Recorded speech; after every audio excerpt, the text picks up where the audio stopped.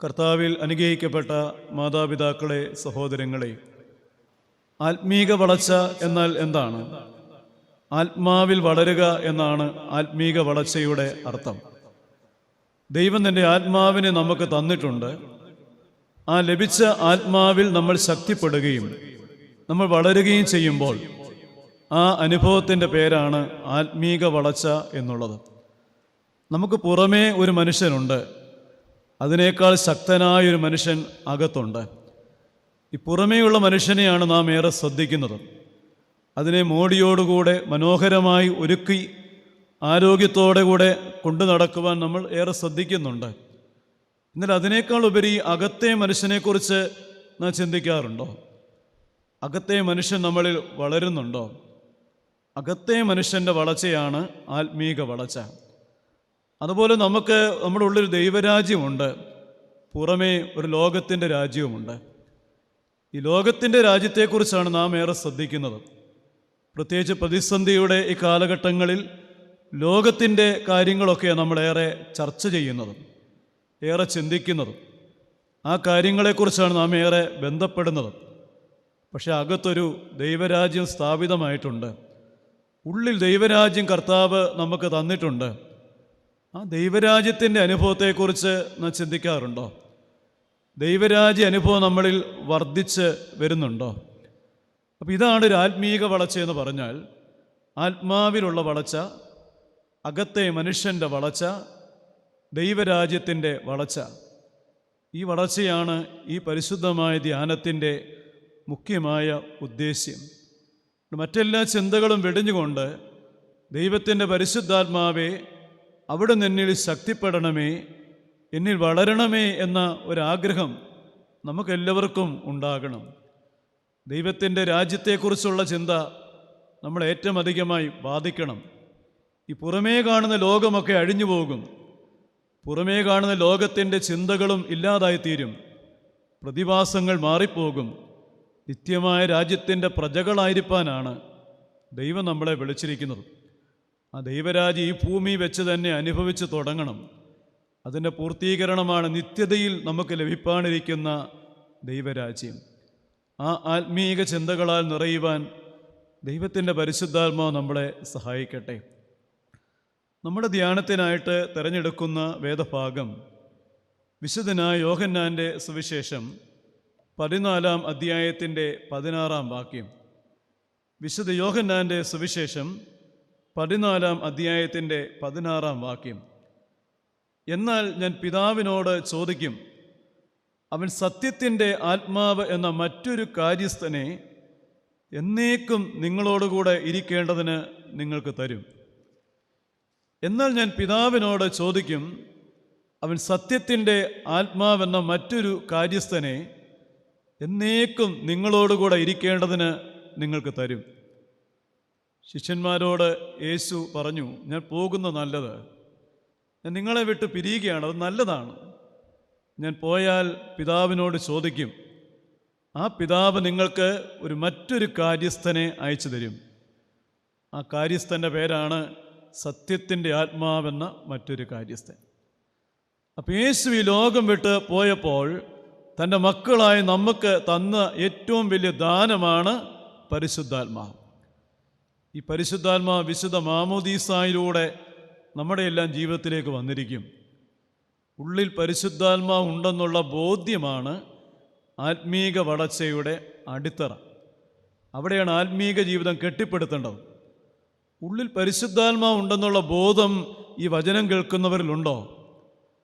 ഒരിക്കൽ പരിശുദ്ധാത്മാവിനെക്കുറിച്ചുള്ളൊരു ക്ലാസ് കഴിഞ്ഞപ്പം ഒരമ്മച്ചി എന്നോട് ഒരു സംശയം ചോദിച്ചു. ആ സംശയം ഇതായിരുന്നു, അച്ഛാ, പണ്ടൊക്കെ പരിശുദ്ധാത്മാവ് എനിക്കുണ്ടായിരുന്നു. കാരണം അന്നൊക്കെ ധാരാളം വചനം വായിക്കാനും പ്രാർത്ഥിക്കാനുമൊക്കെ ഒരു താല്പര്യം എനിക്കുണ്ടായിരുന്നു. ഇപ്പോൾ താല്പര്യമെല്ലാം കെട്ടുപോയിരിക്കും. അപ്പം അമ്മച്ചിയുടെ ബോധ്യം ഇതാണ്, പരിശുദ്ധാത്മാവ് അമ്മച്ചിയെ വിട്ട് പോയെന്ന. ഒരിക്കൽ എന്നിൽ വന്ന പരിശുദ്ധാത്മാവ് എന്നെ വിട്ട് പോയി എന്ന സങ്കടം. ഞാൻ പറഞ്ഞു, വചനത്തിൽ അങ്ങനെ പറയുന്നില്ല. പഴയ നിയമകാലത്തിൽ അങ്ങനെ ഉണ്ടായിരുന്നു.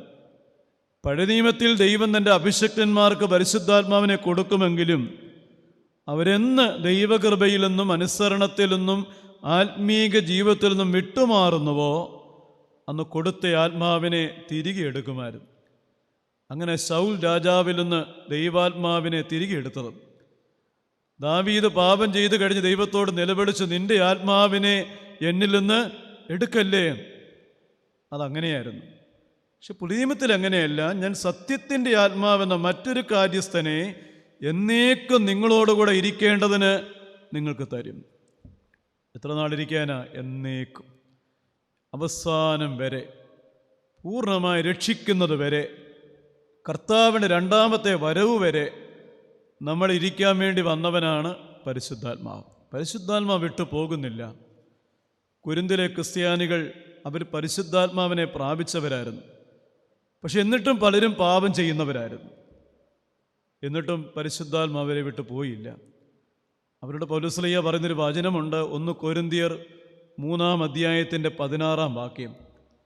1 കൊരിന്ത്യർ 3:16 പൗലോസ്ലീഹ പറയുന്നു, നിങ്ങൾ ദൈവത്തിൻ്റെ മന്ദിരമെന്നും ദൈവത്തിൻ്റെ ആത്മാവ് നിങ്ങളിൽ വസിക്കുന്നുവെന്നും അറിയുന്നില്ലയോ? ശാസിക്കുകയായിരുന്നു.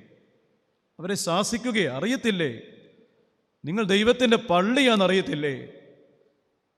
നിങ്ങളാകുന്ന പള്ളിക്കുള്ളിൽ ദൈവത്തിൻ്റെ ആത്മാവ് ഉണ്ടെന്ന് അറിയത്തില്ലേ?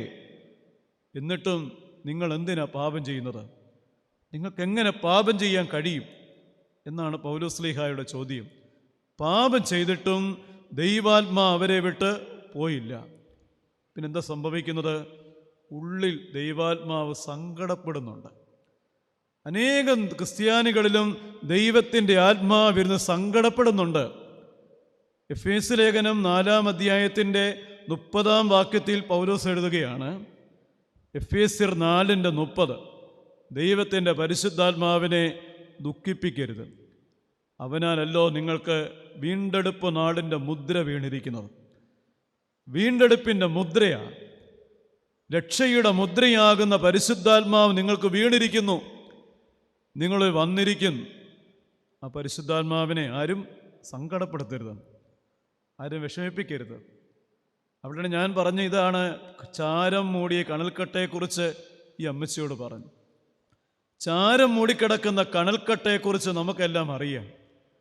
രാവിലെ അമ്മച്ചി കഞ്ഞി വെക്കാനായിട്ട് അടുപ്പിലേക്ക് ചെന്നിട്ട് പഴയ ചാരമൊക്കെ കൈകൊണ്ട് വാരി ചട്ടിയിലേക്ക് ഇടുമ്പം അമ്മച്ചി വിചാരിച്ചെല്ലാം ചാരം മാത്രമായിരിക്കും എന്ന് വിചാരിച്ച് വാരിയിട്ടപ്പോൾ ഏറ്റവും അടിയിലെ കൈയിട്ട് വാരിയപ്പോൾ കൈ പൊള്ളി. എന്താണ് കാരണം? കെടാതെ ഒരു കണൽക്കട്ട അടി കിടപ്പുണ്ട്, ഒരു തീക്കട്ട കിടപ്പുണ്ട്. അതുപോലെയായിരിക്കും നമ്മുടെ ഉള്ളിൽ പരിശുദ്ധാത്മാവിൻ്റെ സാന്നിധ്യം ഉണ്ട്. പരിശുദ്ധാത്മാവുണ്ട്, പക്ഷേ പരിശുദ്ധാത്മാവിൻ്റെ മുകളിൽ ലോകത്തിൻ്റെ ചിന്തകളാകുന്ന ചാരം കയറിക്കിടക്കുന്നത് കൊണ്ട് ഉള്ളിൽ പരിശുദ്ധാത്മാവ് ഉണ്ടെന്ന് അറിയത്തില്ല. നമുക്കും അറിയത്തില്ല, കാണുന്നവർക്ക് ഒട്ടും അറിയത്തുമില്ല.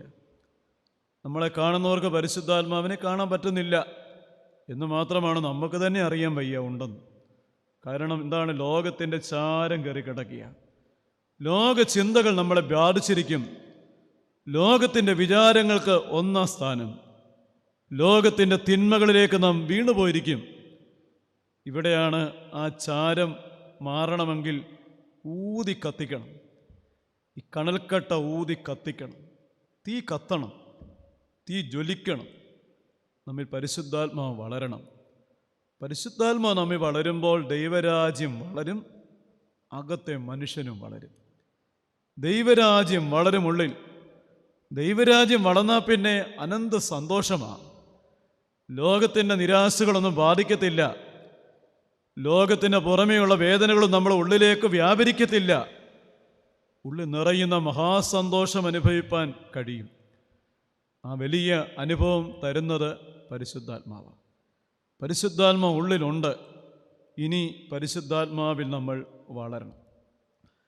ആത്മാവിൽ വളരുന്നതിന് 3 ഘട്ടമുണ്ട്, 3 പടിയുണ്ട്. ഒന്നാമത്തെ പടിയുടെ പേരാണ് ആത്മാവിൻ്റെ ശക്തി എന്ന്. ആത്മാവിൻ്റെ വളർച്ചയുടെ ഒന്നാമത്തെ പടിയാണ് ആത്മാവിൽ ശക്തിപ്പെടുക എന്നുള്ളത്. രണ്ടാമത്തെ പടിയാണ് ആത്മാവിൽ നിറയുക എന്നുള്ളത്. മൂന്നാമത്തെ പടിയാണ് ആത്മാവിൻ്റെ ഫലം കായ്ക്കുക എന്നുള്ളത്. ഇത് 3 ക്രിസ്തീയ ജീവിതത്തിലേറെ പ്രധാനപ്പെട്ടതാണ്. ഒന്ന് ആത്മാവിൻ്റെ ശക്തി, 2 ആത്മാവിൻ്റെ നിറവ്, 3 ആത്മാവിൻ്റെ ഫലം. ഇതിൽ ആത്മാവിൻ്റെ ശക്തിയെക്കുറിച്ച് നമുക്ക് ചിന്തിക്കാം. അപ്പോസ്തല പ്രവൃത്തികൾ 1-ാം അധ്യായത്തിൻ്റെ 8-ാം വാക്യത്തിൽ ആത്മാവിൻ്റെ ശക്തിയെക്കുറിച്ച് അവിടെ പറയുന്നു. അപ്പോസ്തല പ്രവൃത്തികൾ 1:8, എന്നാൽ പരിശുദ്ധാത്മാവ് നിങ്ങളുടെ മേൽ വരുമ്പോൾ നിങ്ങൾക്ക് ശക്തി ലഭിച്ചിട്ട് നിങ്ങൾ യെരൂശലേമിലും യഹൂദിയായിലും സമറിയായിലും ഭൂമിയുടെ അറ്റത്തോളം എൻ്റെ സാക്ഷികൾ ആകും. എന്തിനാ ശക്തി കിട്ടേണ്ടത്? ദൈവം എന്തിനാ നമുക്ക് ശക്തി തരുന്നത്? ദൈവശക്തി തരുന്നത് സാക്ഷികളാകാൻ. സാക്ഷികളാകാൻ താല്പര്യമില്ലാത്തവർക്ക് ദൈവം ശക്തി തരത്തുമില്ല. ഒരലങ്കാരമായ ദൈവം തരുന്നതല്ല പരിശുദ്ധാത്മ, പിന്നെ ദൗത്യ നിർവഹണത്തിൻ്റെ ആത്മാവാണ്. ദൈവത്തിൻ്റെ ജോലി ഈ ഭൂമിയിൽ നിർവഹിക്കുവാൻ ദൈവം തൻ്റെ മക്കൾ കൊടുക്കുന്ന ശക്തിയാണ്, ഉയരത്തിൻ്റെ ശക്തിയാണ് പരിശുദ്ധാത്മാ. ആ ദൗത്യം നിർവഹിപ്പാൻ ജീവിതം കൊണ്ടോ വാക്കുകൊണ്ടോ പ്രവൃത്തി കൊണ്ടോ തയ്യാറായിട്ടുള്ളവരുണ്ടോ? ഉണ്ടെങ്കിൽ അവർക്ക് ദൈവം കൊടുക്കുന്നതാണ് പരിശുദ്ധാത്മാ. അല്ലാത്തവരുടെ പരിശുദ്ധാത്മാ ക്രമേണ അത് അണഞ്ഞു പോകും, ക്രമേണ ശക്തിയില്ലാതായിത്തീരും. അവിടെയാണ് കർത്താവ് പറയുന്നത്, പരിശുദ്ധാത്മാ നിങ്ങളുടെ മേൽ വരുമ്പോൾ നിങ്ങൾക്ക് ശക്തി കിട്ടും. എന്തിനെ ശക്തി കിട്ടുന്നത്? പോയി യെരൂശലേമിലും യഹൂദിയായിൽ എല്ലായിടത്തും സമറിയായിലും ഭൂമിയുടെ അറ്റത്തോളം എൻ്റെ സാക്ഷികളാകാൻ. ആത്മാവിൻ്റെ ശക്തി പ്രാപിക്കണം. യേശു പരിശുദ്ധാത്മാവിൻ്റെ ശക്തി പ്രാപിച്ച വ്യക്തിയാണ്. യേശുവിന് വളർച്ചയെക്കുറിച്ച് വിശുദ്ധനായ ലൂക്കോസിന് സുവിശേഷം 2-ാം അധ്യായത്തിൻ്റെ 40-ാം വാക്യത്തിൽ വായിക്കുന്നു. വിശുദ്ധ ലൂക്കോസ് 2:40, പൈതൽ വളർന്നു, ജ്ഞാനം നിറഞ്ഞു, പിന്നെ അവൻ ആത്മാവിൽ ബലപ്പെട്ടു പോന്നു, ആത്മാവിൽ ശക്തിപ്പെട്ടു പോന്നു. പൈതൽ വളർന്നെന്ന് പറഞ്ഞാൽ ഈ ശാരീരിക വളർച്ചയെക്കുറിച്ചാണ്. ജ്ഞാനം നിറയുന്നത് ഒരു ബുദ്ധിയുടെ, മനസ്സിൻ്റെ, ദേഹിയുടെ വളർച്ചയെക്കുറിച്ചാണ്. മൂന്നാമത്തെ വളർച്ച പ്രധാനപ്പെട്ട എന്താണ്? ആത്മാവിൽ വളരുന്നുണ്ടോ? ശരീരം വളരുന്നുണ്ട്, മനസ്സ് വളരുന്നുണ്ട്, ബുദ്ധി വളരുന്നുണ്ട്, പക്ഷേ ആത്മാവ് വളരുന്നുണ്ടോ? യേശു അങ്ങനെ വളർന്ന ആളാണ്. യേശു അങ്ങനെ വളർന്നെങ്കിൽ നമുക്കും ആത്മാവിൻ്റെ വളർച്ച ആവശ്യമാണ്, ആത്മാവിൻ്റെ ശക്തി ആവശ്യമാണ്. പത്രോസ്ലീഹ പെന്തക്കോസ്ത് നാളിൽ പ്രസംഗിച്ചപ്പം നമുക്ക് പത്രോസ്ലീഹയെ അറിയാം. പത്രോസ്ലീഹ ഒരു ബലഹീനനായ മനുഷ്യനാണ്. വാസ്തവത്തിൽ നല്ല ആഗ്രഹങ്ങളൊക്കെ ഉള്ളിലുണ്ടെങ്കിലും എന്താണ്, യഥാർത്ഥത്തിൽ അദ്ദേഹം ബലഹീനനായിരുന്നു.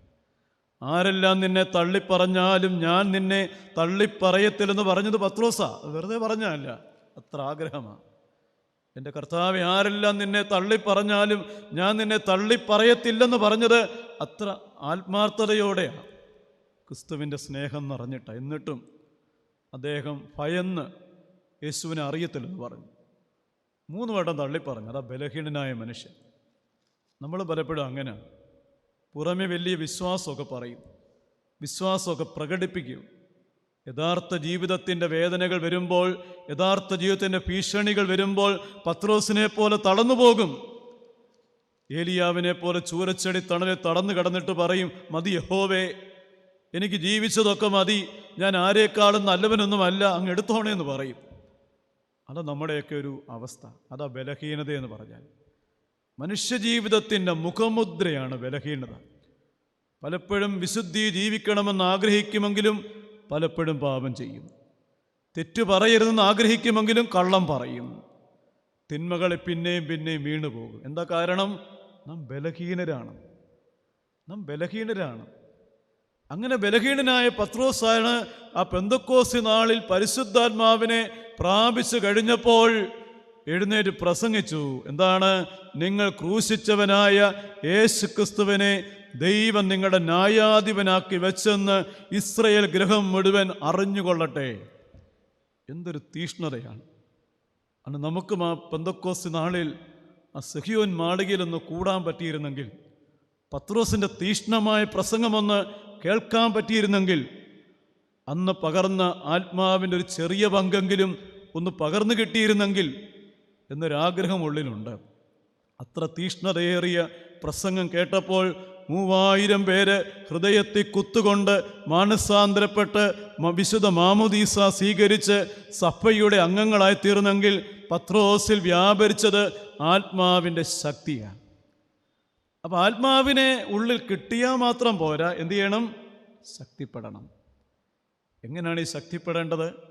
ശക്തി എങ്ങനെയാണ് പ്രാപിക്കുക എന്ന് പറഞ്ഞാൽ ദൈവത്തോട് ചോദിക്കുകയാണ് വേണ്ടത്. ശക്തി പ്രാപിക്കേണ്ട ദൈവത്തോട് ചോദിക്കണം. പിന്നെ ശക്തിപ്പെടുത്തണമേ ദൈവത്തോട് നമ്മൾ ആത്മാർത്ഥമായിട്ട് അപേക്ഷിക്കണം. റോമാലേഖനം 7-ാം അധ്യായം മനുഷ്യൻ്റെ ബലഹീനതയെക്കുറിച്ച് പഠിപ്പിക്കുന്ന അധ്യായമാണ്.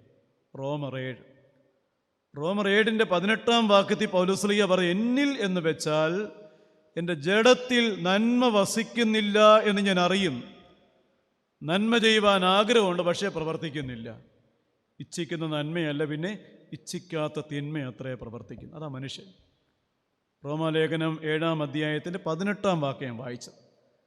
അങ്ങനെ ഒടുവിൽ പൗലോസ്ലീഹ നിലവിളിക്കുകയാണ്. 24-ാം വാക്ക് നിലവിളിച്ച്, അയ്യോ ഞാൻ അരിഷ്ട മനുഷ്യൻ, ഈ മരണത്തിന് അധീനമായ ശരീരത്തിൽ നിന്ന് എന്നെ ആര് വിടുവിക്കും? അയ്യോ ഞാൻ അരിഷ്ട മനുഷ്യൻ, ഈ മരണത്തിന് അധീനമായ ശരീരത്തിൽ നിന്ന് എന്നെ ആര് വിടുവിക്കും എന്ന് പറയാൻ കാരണം, പുരാതന റോമൻ സാമ്രാജ്യത്തിൽ കുറ്റവാളികളെ കൊല്ലുന്ന ഒരു രീതിയുണ്ട്. കുറ്റവാളികളെ ശവശരീരത്തോട് ചേർത്ത് ബന്ധിക്കും. എന്നിട്ട് എവിടെയും കൊണ്ടാൽ കിട്ടേക്കും. വെള്ളം കിട്ടാതെ, ആഹാരം കിട്ടാതെ, ആ മരണത്തിൻ്റെ ആ സമയം വരെ ഈ ശവശരീരത്തിന് ദുർഗന്ധം സഹിച്ചുകൊണ്ട് ആ കുറ്റവാളി കിടന്ന് നരകിച്ചു മരിക്കും. അതാണ് ഏറ്റവും കഠിനമായ മരണം. പൗലോസ്ലീഹ പറയണം, എൻ്റെ കർത്താവേ, നിൻ്റെ വിട്ട് ഞാൻ പാപം ചെയ്തപ്പോൾ, നിന്നിൽ നിന്ന് അകന്ന് ഞാൻ പാപം ചെയ്തപ്പോൾ ഞാനൊരു ശവശരീരത്തോട് ചേർത്ത് കെട്ടപ്പെട്ടവനെ പോലെയാ. ആ ശവശരീര ദുർഗന്ധം എന്നിൽ നിന്ന് വമിക്കുന്നുണ്ട്. ഈ മരണത്തിന് അധീനമായ ഡെഡ് ബോഡിയിൽ നിന്ന്, ഈ മരണത്തിന് അധീനപ്പെട്ട ഈ ശവശരീരത്തിൽ നിന്ന് എന്നെ ആര് വിടുവിക്കും? മനുഷ്യൻ്റെ നിലവിളിയാണ്, എന്നെ ആര് വിടുവിക്കും? ഇനി കഴിയുന്നില്ല എന്ന് നിലവിളിക്കും. അങ്ങനെ നിലവിളിക്കുകയാണ് പൗലോസ്ലീഹ. അങ്ങനെ നിലവിളിച്ച് ഒടുവിൽ പൗലോസ്ലീഹ ഉത്തരം കണ്ടെത്തുന്ന അധ്യായമാണ് റോമർ 8. റോമാലേഖനം 8 ഉത്തരമാണ്. 7 ഒരു ചോദ്യമാണെങ്കിൽ 8 ഉത്തരമാണ്. എന്താണ് ഉത്തരം? റോമാലേഖനം 8-ാം അധ്യായം ആരംഭിക്കുന്ന ഇങ്ങനെയാണ്, അതുകൊണ്ട് ഇപ്പോൾ ക്രിസ്തുയേശുവിലുള്ളവർക്ക് യാതൊരു ശിക്ഷാവിധിയും ഇല്ല. പിന്നെ വായിക്കുന്നത്, ജീവൻ്റെ ആത്മാവിൻ്റെ പ്രമാണം എനിക്ക് പാപത്തിൻ്റെയും മരണത്തിൻ്റെയും പ്രമാണത്തിൽ നിന്ന് ക്രിസ്തുയേശുവിൽ സ്വാതന്ത്ര്യം തന്നിരിക്കും. ബലഹീനായ മനുഷ്യൻ 8-ാം അധ്യായം പറയുകയാണ്, ഞാൻ സ്വതന്ത്രനായി. ആരാ സ്വതന്ത്രനാക്കിയത്?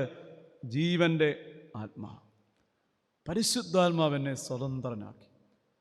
നമ്മുടെ പാപത്തിൻ്റെ പ്രലോഭനങ്ങളിൽ നിന്ന് വിടുവിക്കാൻ, തിന്മപ്പെട്ട മോഹങ്ങളിൽ നിന്ന് വിടുവിക്കുവാൻ, പാപജീവിതത്തിൽ നിന്ന് വിടുവിക്കുവാൻ നമ്മിലേക്കൊരാൾ വന്നിട്ടുണ്ട്. ആരാ വന്നത്? പരിശുദ്ധാത്മാവ്. ആ ആളിനോട് അഭ്യർത്ഥിച്ചാൽ ആൾ നമുക്ക് ശക്തി തരും. ശക്തി നമ്മളെ അതിൽ നിന്നൊക്കെ വിടുവിക്കും. ഒരു വീട്ടിൽ കറണ്ട് പല ഇലക്ട്രിക് ബൾബുകളും ഒക്കെ കേടായി ഫീസായിരിക്കുക. ഈ ട്യൂബൊന്നും മാറ്റിയിടാൻ അവിടുത്തെ വീട്ടിലെ അമ്മച്ചിക്ക് അറിയത്തില്ല. അപ്പം അമ്മച്ചി ആകെ ഭാരപ്പെട്ടിരിക്കുക. പല ഇലക്ട്രിക് അവിടെയാണ് ഫാൻ കേടായി കിടക്കുന്നു, ട്യൂബ് കേടായി കിടക്കുന്നു. ഇതൊന്നും മാറ്റിയിടാനോ റിപ്പയർ ചെയ്യാനോ ആരും ഇല്ല. അപ്പോഴാണ് ആ വീട്ടിൽ അമ്മച്ചിയുടെ ഒരു ദൂരെ അകന്നൊരു ബന്ധു ആ വീട്ടിലേക്ക് വന്നു. ഇവൻ നല്ലൊരു ഇലക്ട്രീഷ്യനാണ്. ഇവനോട് പറഞ്ഞാൽ മതി, ഇവനതെല്ലാം മാറ്റി എല്ലാം ശരിയായി കൊടുക്കും. പക്ഷെ അമ്മച്ചിക്ക് മനസ്സില്ല. അവൻ അവിടെ നിൽക്കുമ്പം തന്നെ അമ്മച്ചി ഒരു മേശ എടുത്തിട്ട് അതിന് മേളിൽ സ്റ്റൂളൊക്കെ എടുത്തിട്ട് കയറുകയാണെന്നാണ് ഈ ട്യൂബ് തിരിക്കാൻ, ഫാൻ ശരിയാക്കാനൊക്കെ കയറുകയാണ് അമ്മച്ചി. അവൾ ഇവൻ ചിന്തിക്കുന്നറിയാം, അയ്യോ ഒരു വാക്ക് എന്നോട് ഈ അമ്മച്ചി പറഞ്ഞിരുന്നെങ്കിൽ ഞാനത് ചെയ്യത്തില്ലായിരുന്നോ? ഇതുപോലെയാണ് നമ്മുടെ ജീവിതത്തിലും. പാപത്തിൻ്റെ ജീവിതത്തിൽ നമ്മൾ നിലവിളിക്കുമ്പോൾ, നമ്മൾ ഭാരപ്പെടുമ്പോൾ ഉള്ളിൽ വന്ന പരിശുദ്ധാത്മാവ് പറയുക, അയ്യോ എന്നോടൊരു വാക്ക് പറഞ്ഞിരുന്നെങ്കിൽ ഞാൻ ഈ വ്യക്തിയെ സഹായിക്കത്തില്ലേ, ഞാൻ ഈ വ്യക്തിയെ ശക്തിപ്പെടുത്തത്തില്ലേ, ഞാൻ ഈ വ്യക്തിയുടെ കൂടെ നിൽക്കത്തില്ലായിരുന്നോ? കൂടെ നിൽക്കാൻ വന്നിട്ടുണ്ട് ഒരാൾ. ആരാ? പരിശുദ്ധാത്മാവ്. നമ്മൾ എന്ത് ചെയ്യണം? പ്ലീസ് ഹെൽപ്പ് മീ, എന്നെ സഹായിക്കണമേ, എനിക്ക് ശക്തിയില്ല, നിനക്ക് കഴിയും, എൻ്റെ ജീവിതത്തിൽ എന്നെ വിശുദ്ധി നിർത്തണമേ, എന്നെ ശക്തിപ്പെടുത്തണമേ, എന്നെ ബലപ്പെടുത്തണമേ എന്ന് പരിശുദ്ധാത്മാവിനോട് അപേക്ഷിച്ചാൽ പരിശുദ്ധാത്മാവ് നമുക്കത് തരും. എല്ലാത്തിലും സഹായിക്കാൻ വന്ന ആളാണ് പരിശുദ്ധാത്മാവ്. ശിഷ്യന്മാരുടെ കർത്താവ് പറഞ്ഞില്ലേ, നിങ്ങൾ ന്യായാധിപ സംഘത്തെ കൊണ്ട് നിർത്തും. അപ്പോൾ എന്തു പറയണമെന്ന് വിചാരിച്ചുകൊണ്ട് നിങ്ങൾ പോകുമൊന്നും വേണ്ട. പറയേണ്ടത് ആര് തരും? പരിശുദ്ധാത്മാ നിങ്ങളുടെ വായി വെച്ച് തരും. പറയേണ്ട കാര്യം പരിശുദ്ധാത്മാ നിങ്ങളെ കൊണ്ട് പറയിച്ചോളും. നിങ്ങളങ്ങ് പോയച്ചാൽ മതി. ക്രിസ്തീയ ജീവിതം എന്താ? ആത്മാവിലുള്ള ജീവിതമാണ്. ഇത് ആത്മാവ് നടത്തുന്ന ജീവിതമാണ്. ആത്മാവിൻ്റെ ശക്തിയാലുള്ള ജീവിതമാണ്. നിരാശപ്പെടരുത്. കൂടെ ആരുണ്ട്? പരിശുദ്ധാത്മാവുണ്ട്. റോമാലേഖനം 8-ാം അധ്യായം 26-ാം വാക്യം കൂടെ വായിക്കാം. റോമർ 8-ന്റെ 26-ാം വാക്യം. അവണ്ണം തന്നെ ആത്മാവ് താനും നമ്മുടെ ബലഹീനതയ്ക്ക് തുണ നിൽക്കുന്നു. അടുത്ത വാക്യം കൂടെ. വേണ്ടും പോലെ പ്രാർത്ഥിക്കേണ്ടത് എങ്ങനെയെന്ന് നാം അറിയുന്നില്ലല്ലോ. അടുത്ത വാക്യം കൂടെ. ആത്മാവ് തന്നെ ഉച്ചരിച്ചുകൂടാത്ത ഞരക്കങ്ങളാൽ നമുക്ക് വേണ്ടി പക്ഷപാതം ചെയ്യും. അവിടെ പറയണ ഔവണ്ണം തന്നെ ആത്മാവ് താനും നമ്മുടെ ബലഹീനതയ്ക്ക് തുണ നിൽക്കുന്നു. നമ്മൾ കളിയാക്കത്തില്ല, നമ്മൾ ആക്ഷേപിക്കത്തില്ല, കുറ്റപ്പെടുത്തതുമില്ല. നമ്മൾ ബലഹീനരാന്ന് പരിശുദ്ധാത്മാവിന് അറിയാം. അപ്പോൾ ആര് ബലം തരും? നമ്മൾ യാചിച്ചാൽ ആര് തരും? നമ്മുടെ ബലഹീനതയ്ക്ക് തുണ നിൽക്കും. ബലഹീനതയ്ക്ക് ശക്തി തരും. പിന്നെ ഒരു കാര്യം പൗലോസ് പറയാം, വേണ്ടും വണ്ണം പ്രാർത്ഥിക്കാൻ പോലും നമുക്കറിയത്തില്ലല്ലോ. എന്താ പ്രാർത്ഥിക്കേണ്ട പോലും നമുക്കറിയത്തില്ലല്ലോ. ആത്മാവ് താനും ഉച്ചരിച്ചുകൂടാത്ത ഞരക്കങ്ങളാൽ നമുക്ക് വേണ്ടി പക്ഷപാതം ചെയ്യും. പ്രാർത്ഥനയ്ക്കാൻ ഒരു സ്ഥലത്ത് ആയിരിക്കുമ്പോൾ നമുക്ക് പ്രാർത്ഥിക്കാൻ തോന്നുന്നില്ല. എന്ത് പ്രാർത്ഥിക്കണമെന്ന് അറിയത്തില്ല. പ്രാർത്ഥനയുടെ ഒരു ശക്തിയുമില്ല. അവൾ പറയുകയാണ്, പരിശുദ്ധാത്മാവേ, എനിക്ക് പ്രാർത്ഥിക്കാൻ തോന്നുന്നില്ല. എന്ത് പ്രാർത്ഥിക്കണമെന്ന് എനിക്കറിയത്തില്ല. നീ തന്നെ എൻ്റെ ഉള്ളിലിരുന്ന് എനിക്ക് വേണ്ടി പ്രാർത്ഥിക്കണമേ എന്ന് പറഞ്ഞാൽ മതി. അവിടുന്ന് തന്നെ എൻ്റെ ഉള്ളിലിരുന്ന് എനിക്ക് വേണ്ടി പ്രാർത്ഥിക്കണമേ എന്ന് പറയുമ്പോൾ നമ്മൾ അറിയുന്നു, അവിടെയാണ് ഉച്ചരിച്ചു കൂടാത്ത ഞരക്കങ്ങളാൽ നമ്മൾ ഉള്ളിലിരുന്നു കൊണ്ട് പരിശുദ്ധാത്മാവ് പ്രാർത്ഥിക്കുന്നു. പ്രാർത്ഥിക്കേണ്ട കാര്യങ്ങൾ നമ്മുടെ മനസ്സിലേക്ക് കൊണ്ടുവരുന്നു. നീ ചിലക്ക് വേണ്ടി പ്രാർത്ഥിക്കാൻ ചില പേരുകൾ തരുന്നു. ചില കാര്യങ്ങൾക്ക് വേണ്ടി പ്രാർത്ഥിക്കുവാൻ നമ്മളെ ഓർപ്പിക്കുന്നു. പ്രാർത്ഥിക്കാൻ പോലും നമുക്ക് പറ്റത്തില്ല. ആരില്ലെങ്കിൽ? പരിശുദ്ധാത്മാവില്ലെങ്കിൽ. ക്രിസ്തീയ ജീവിതത്തിൻ്റെ ശക്തി ഒന്നേ ഉള്ളൂ. ആരാ? പരിശുദ്ധ. ഞാൻ നിങ്ങളെ അനാഥരായിട്ട് വിടത്തില്ലെന്ന്. ശിഷ്യന്മാർ നിരാശപ്പെട്ട് യേശു പോകുമ്പം യേശു പറഞ്ഞു, ഞാൻ നിങ്ങളെ അനാഥരായി വിടത്തില്ല. അവർ വിചാരിച്ച് യേശു പോയി കഴിഞ്ഞ് ഞങ്ങൾക്ക് ആരാ എല്ലാം പറഞ്ഞു തരുന്നത്, ഞങ്ങൾക്കാരാ ശക്തി തരുന്നത്, ഞങ്ങൾക്കാരാ അപ്പം തരുന്നത്, ഞങ്ങൾക്കാരാ വചനം തരുന്നത്. യേശു പറയാം, ഞാൻ പോകുന്നത് നല്ലത്. പോയാൽ കാര്യസ്ഥൻ വരും. ഇനി നമ്മുടെ കൂടെ ദൈവമുണ്ട്. ആരാ? പരിശുദ്ധാത്മാവ്. തിരിച്ചറിയണം. നമ്മളെപ്പോഴും യാചിക്കണം, പരിശുദ്ധാത്മാവേ, എനിക്ക് പള്ളിയിലോട്ട് പോവുക, നടക്കാൻ വയ്യ, ഒന്ന് ബലപ്പെടുത്തണേ. പരിശുദ്ധാത്മാവേ, പ്രാർത്ഥനയ്ക്കായിട്ട് ഞാൻ ഇരിക്കുകയാണ്, പ്രാർത്ഥനയുടെ ഒരു മൂടെനിക്കില്ല, എനിക്ക് പ്രാർത്ഥിക്കാൻ ശക്തി തരണേ. തിരുവചനം പഠിക്കാനായിട്ടിരിക്കുക, വായിച്ചിട്ടൊന്നും മനസ്സിലാകുന്നില്ല, പരിശുദ്ധാത്മാവെ വ്യാഖ്യാനിച്ചു തരണമേ. പരിശുദ്ധാത്മാവെ, ആഴമായ സങ്കടം എൻ്റെ ഉള്ളിലുണ്ട്, നീയല്ലേ ആശ്വാസപ്രദൻ, നിൻ്റെ ആശ്വാസം തരണേ. ഞാൻ വീട്ടിലേക്ക് ചെല്ലുകയാണ്, ആ വീട് വളരെ ദുഃഖത്തിൽ നിറഞ്ഞ വീടാണ്, എന്നെ ഒരു വാക്കുകൊണ്ട് പോലും ആശ്വാസം കൊടുക്കാൻ പ്രാപ്തിയില്ല. നിൻ്റെ വചനത്തിൻ്റെ ആശ്വാസം കൊടുക്കണമേ. ക്രിസ്തീയ ജീവിതത്തിൻ്റെ പവർ ഒന്നേ ഉള്ളൂ, അത് പരിശുദ്ധാത്മാവാണ്. അപ്പം നമ്മൾ ആദ്യം ചെയ്യേണ്ടത് എന്താണ്? ആത്മാവിൻ്റെ ശക്തി പ്രാപിക്കണം. അതിനെന്താ വേണ്ടത്? ചോദിക്കണം. ഓരോ നിമിഷവും ചോദിച്ചുകൊണ്ടിരിക്കണം, നീ ശക്തിപ്പെടുത്തണമേ എന്ന് വീണ്ടും വീണ്ടും പറഞ്ഞുകൊണ്ടിരിക്കണം. രണ്ടാമതായി, പരിശുദ്ധാത്മാവിൻ്റെ ഏറ്റവും വലിയ കൃപയാണ് ആത്മാവിൻ്റെ നിറം. പരിശുദ്ധാത്മാവിൻ്റെ നിറം. പരിശുദ്ധാത്മാവിൻ്റെ നിറവിനെക്കുറിച്ച് പറയുമ്പോൾ വിശുദ്ധ വേദോത്സവം വായിക്കുക. ആത്മാവിൽ നിറഞ്ഞ സ്ത്രീ പുരുഷന്മാരുടെ ചരിത്രമാണ് ബൈബിൾ. യേശുവിനെ കുറിച്ച് പറയുന്നു. യേശുവോ, വിശുദ്ധ ലൂക്കോസ് 4-ാം അധ്യായം 1-ാം വാക്യം, യേശുവോ പരിശുദ്ധാത്മാവ് നിറഞ്ഞവനായി യോർദാൻ വിട്ടുപോയി. വിശുദ്ധ മാമോദീസ സ്വീകരിച്ചു കഴിഞ്ഞ് യേശു ആത്മാവിൽ നിറഞ്ഞവനായി പോയം. അപ്പോസ്തല പ്രവൃത്തികൾ വായിച്ചേ, അത് നിറച്ച് ആത്മാവിൽ നിറഞ്ഞ മനുഷ്യരുടെ കഥയാണ്. പത്രോസ് പരിശുദ്ധാത്മാവിൽ നിറഞ്ഞു, പൗലോസ് പരിശുദ്ധാത്മാവിൽ നിറഞ്ഞു വിളിച്ചു പറഞ്ഞു. എലിസബേത്ത് കന്യകമറിയത്തെ കണ്ടപ്പോൾ എലിസബേത്ത് പരിശുദ്ധാത്മാവിൽ നിറഞ്ഞ് വിളിച്ചു പറഞ്ഞു, സ്ത്രീകളിൽ നീ അനുഗ്രഹിക്കപ്പെട്ടവൾ. ഇവിടെ വായിക്കുക, ആത്മാവിൽ നിറഞ്ഞ മനുഷ്യരെക്കുറിച്ചാണ് വായിക്കുന്നത്. അങ്ങനെയെങ്കിൽ നമുക്കും എന്ത് വേണം? ആത്മാവിൻ്റെ നിറവ് വേണം. ആത്മാവിൻ്റെ നിറവ് ആവശ്യമാണ്. ആത്മനിറവിനെക്കുറിച്ച് പറയുന്നൊരു വാക്യം എഫേസ്യ ലേഖനം 5-ാം അധ്യായത്തിൻ്റെ 18 മുതൽ 20 വരെയുള്ള വാക്യങ്ങളാണ്. എഫേസ്യ ലേഖനം 5-ാം അധ്യായത്തിൻ്റെ 18 മുതൽ 20 വരെയുള്ള വാക്യങ്ങളിൽ ആത്മാവിൻ്റെ നിറവിനെക്കുറിച്ച് പറയുന്നു. അത് തുടങ്ങുന്ന ഇങ്ങനെയാണ്: വീഞ്ഞു കുടിച്ചു മത്തരാകരുത്, എന്തുണ്ടാകും? ദുർനടപ്പുണ്ടാകുമല്ലോ.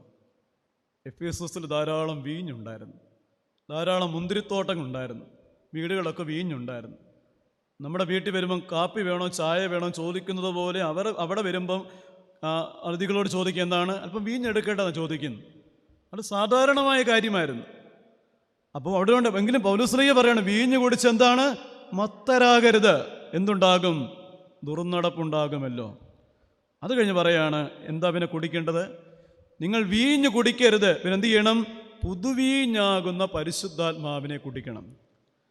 നിങ്ങൾ ലോകത്തിൻ്റെ സ്പിരിറ്റ് കുടിക്കരുത്, പിന്നെ ഹോളി സ്പിരിറ്റ് കുടിക്കണം. ആത്മാവ് നിറഞ്ഞവരായി, be fill with the Holy spirit.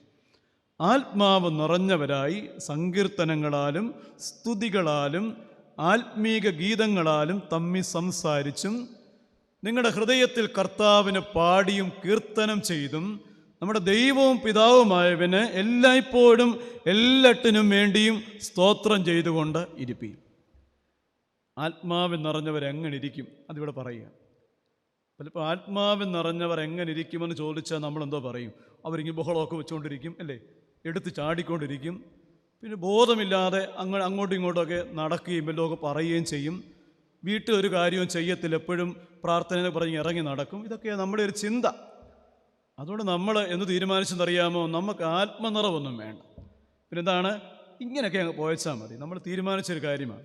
ഈ വലിയ ആത്മനിറവൊന്നും നമുക്ക് ആവശ്യമില്ല. എന്താണ്? പരാപരം ഇങ്ങനെയൊക്കെ അങ്ങ് പോകണം. അങ്ങനെ പോകാൻ വേണ്ടിയല്ല വിളിക്കപ്പെട്ട നമ്മൾ. ആത്മാവിനെ കർത്താവ് തന്നെങ്കിൽ എന്താണ്? നിറയാൻ വേണ്ടിയാണ് തന്നത്. അപ്പം യഥാർത്ഥ ആത്മനിറവിൻ്റെ ലക്ഷണം എന്താണെന്ന് ഈ വചനം പഠിപ്പിക്കുന്നുണ്ട്. എന്താണ് ആത്മനിറവിൻ്റെ ലക്ഷണം? ഒന്ന്, ആത്മാവ് നിറഞ്ഞവരായി സങ്കീർത്തനങ്ങളാലും സ്തുതികളാലും ആത്മീക ഗീതങ്ങളാലും തമ്മിൽ സംസാരിക്കും. നമ്മൾ തമ്മിൽ സംസാരിക്കത്തില്ലേ? ഇങ്ങോട്ട് വന്നപ്പോൾ നമ്മൾ തമ്മിലൊക്കെ സംസാരിച്ചോ? ഇപ്പോൾ കോവിഡൊക്കെ ആയതുകൊണ്ട് അധികം സംസാരം കുറഞ്ഞെങ്കിലും നമ്മൾ പൊതുവെ തമ്മിൽ സംസാരിക്കാൻ ഇഷ്ടപ്പെടുന്നവരാണ്. സംസാരിച്ചപ്പോൾ ആരെങ്കിലും സങ്കീർത്തനങ്ങൾ പറഞ്ഞോ? സ്തുതി പറഞ്ഞോ? ആത്മീക ഗീതങ്ങൾ പാടിയോ? നമ്മൾ സംസാരിച്ചപ്പോൾ ആരെങ്കിലും സങ്കീർത്തനം ചൊല്ലിയോ? സ്തുതി പറഞ്ഞോ? ദൈവത്തിന് സ്തുതി എന്ന് പറഞ്ഞോ? ദൈവമേ നിനക്ക് സ്തോത്രം, എൻ്റെ കർത്താവിനെ നടത്തിനക്ക് സ്തോത്രം എന്നൊക്കെ പറഞ്ഞോ? ഒരാത്മീക ഗാനം നമ്മൾ ആലപിച്ചോ? ഒരാത്മീക ഗാനം നമ്മൾ ആലപിച്ചോ? അപ്പോൾ ആത്മാവിൽ നിറഞ്ഞവർ തമ്മിൽ സംസാരിക്കുമ്പോൾ സങ്കീർത്തനം ചൊല്ലും, സ്തുതി ചൊല്ലും, പിന്നെ ആത്മീക ഗീതങ്ങൾ ആലപിക്കും. എന്ന് പറഞ്ഞാൽ എന്താ? ഒരമ്മച്ചി വേറൊരമ്മച്ചിയെ കണ്ടപ്പോൾ യഹോവ എൻ്റെ ഇടയനാകുന്നു, എനിക്ക് മുട്ടുണ്ടാകുകയില്ല, പച്ചയായ പുൽപ്പുറങ്ങൾ അവനെ കിടത്തുന്നു എന്നൊക്കെ ചൊല്ലാൻ തുടങ്ങിയപ്പം മറ്റേ അമ്മച്ചി ചോദിച്ചു, എൻ്റെ ചിന്നാമ്മച്ചി നിനക്കെന്തോ പറ്റിയടി? ഇന്നലെ വരെ ഒരു കുഴപ്പം നിനക്കില്ലായിരുന്നു. അപ്പോൾ പറഞ്ഞു, അച്ഛൻ പറഞ്ഞു എന്താണ്? ആത്മാവിൽ നിറഞ്ഞവർ സങ്കീർത്തനം ചൊല്ലുമെന്ന് അച്ഛൻ പറഞ്ഞു, അതുകൊണ്ട് ഞാനൊരു സങ്കീർത്തനം ചൊല്ലിയെന്നേ ഉള്ളൂ. അങ്ങനൊന്നുമല്ല. എന്താണ് സങ്കീർത്തനം? ഒരു സങ്കീർത്തനം വായിക്കുമ്പോൾ, സങ്കീർത്തനം കേൾക്കുമ്പോൾ, സങ്കീർത്തനം ധ്യാനിക്കുമ്പോൾ നമുക്ക് എന്ത് കിട്ടും? ആശ്വാസം കിട്ടും, സമാധാനം കിട്ടും, പ്രത്യാശ കിട്ടും, പാപത്തെക്കുറിച്ച് ബോധ്യം കിട്ടും, വിശുദ്ധീകരണത്തിൻ്റെ വാഞ്ചയുണ്ടാകും. ഇതാ സങ്കീർത്തനം വായിക്കുമ്പോൾ ഉണ്ടാകുന്നു. അങ്ങനെയെങ്കിൽ ആത്മാവിൽ നിറഞ്ഞൊരു വ്യക്തി വേറെ വ്യക്തിയോട് ചെന്ന് സംസാരിക്കുമ്പോൾ ആ കേൾക്കുന്ന ആൾക്ക് എന്തോ കിട്ടണം? പ്രത്യാശ കിട്ടണം, സമാധാനം കിട്ടണം, സന്തോഷം കിട്ടണം, പാപബോധം കിട്ടണം. അങ്ങനെയെങ്കിൽ ആ പറയുന്ന വ്യക്തി പറഞ്ഞതെല്ലാം സങ്കീർത്തനം. ബൈബിളിലെ വാക്യമൊന്നും പറഞ്ഞില്ല. എന്താണ്? ഒരു വേദന നിറഞ്ഞ വീട്ടിൽ ചെന്ന്, ഈ കർത്താവ് നിൻ്റെ കൂടെ ഉണ്ട് സഹോദരി, നിനക്ക് തമ്പുരാൻ ആശ്വാസം തരുമെന്നൊക്കെ പറഞ്ഞുള്ളൂ. പക്ഷെ ആ പറഞ്ഞ വാക്കിനകത്ത് ആത്മാവുണ്ടായിരുന്നു. അതാ, ആ പറഞ്ഞ വ്യക്തി ആത്മാവിൽ നിറഞ്ഞവളുമായിരുന്നു. അതുകൊണ്ട് കേട്ടവരിൽ അത് ആത്മാവിൻ്റെ ആശ്വാസമായി പരിണമിച്ചു. നമ്മൾ ഒത്തിരി പ്രസംഗിച്ചിട്ടും ഒത്തിരി ഉപദേശിച്ചിട്ടും ആർക്കൊരു മാറ്റം വരാത്തതിൻ്റെ കാരണം നമ്മൾ പറയുന്ന വെറും അക്ഷരങ്ങളാണ്. അക്ഷരത്തിൻ്റെ ശുശ്രൂഷകളായത്. അക്ഷരത്തിൻ്റെ ശുശ്രൂഷ മാറ്റിയിട്ട് എന്തോ വേണം? പിന്നെ ആത്മാവിൻ്റെ ശുശ്രൂഷ വരണം. ആത്മാവിൽ ഒത്തിരി ഒന്നും പറയണ്ട. എന്താണ്? ചെറിയ വാക്കൊക്കെ പറഞ്ഞാൽ മതി. പക്ഷെ കേൾക്കുന്നവർക്ക് എന്താണ്? അത് സമാധാനമാകും, പ്രത്യാശയാകും. പറവിടെയാണ് ആത്മാവിൽ നിറഞ്ഞ ആളുകൾ പറയുന്ന വാക്കുകളെല്ലാം എന്തായിരിക്കും? സങ്കീർത്തനം. വേറൊന്നും വരത്തില്ല വായിന്ന്. വേറെ വാക്കുപോലും വരത്തില്ല. പഴി വരത്തില്ല, നിന്ന വരത്തില്ല, ദുഷിപ്പ് വരത്തില്ല, കപടം വരത്തില്ല. പറയുന്ന വാക്കുകളൊക്കെ സങ്കീർത്തനങ്ങളാകും, സ്തുതികളാകും, ആത്മീക ഗീതങ്ങളായി തമ്മിൽ സംസാരിക്കും. പിന്നെ ഹൃദയത്തിൽ കർത്താവിന് പാടി കീർത്തനം ചെയ്യും. അപ്പോൾ ആത്മാവിൽ നിറഞ്ഞവരുടെ രണ്ടാമത്തെ ലക്ഷണം എന്തറിയാമോ? ഹൃദയത്തിൽ കർത്താവിന് പാടും. പാട്ട് വരുന്നത് എവിടുന്നാ? വായിന്നാണോ? വായിന്നല്ല പാട്ട് വരേണ്ട. പിന്നെ എവിടുന്നാണ്? ഹൃദയത്തിൽ നിന്ന്. ഹൃദയത്തിൽ നിന്ന് വരുന്ന പാട്ട് വായിക്കൂടെ വന്നോട്ടെ, വരണമെന്ന് നിർബന്ധം തോന്നുന്നില്ല കേട്ടോ. ഹൃദയത്തിൽ നിന്ന് വരുന്ന പാട്ട് വായിക്കൂടെ വന്നോട്ടെ, പക്ഷേ ഹൃദയത്തിലെ പാട്ട് നിലച്ചു പോകരുത്. വായിൽ പാട്ടില്ലെങ്കിലും ഹൃദയത്തിൽ എന്തോ ഉണ്ടാകണം? പാട്ട്. എന്താ പാട്ട്? ആനന്ദമാണ്. പാട്ടൊരാനന്ദമാണ്. ഹൃദയത്തിനകത്ത് ആനന്ദം നിറയണം. പുറമെ എന്തെല്ലാം ബാധിച്ചോട്ടെ, ലോകം കീഴ്മേൽ മറിഞ്ഞാലും എനിക്കില്ലോർഭയം,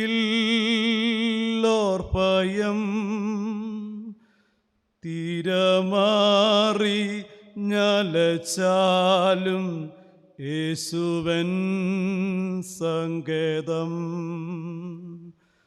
പാടുമേ ജയഗീതം ആയുസീ നാളെല്ലാം,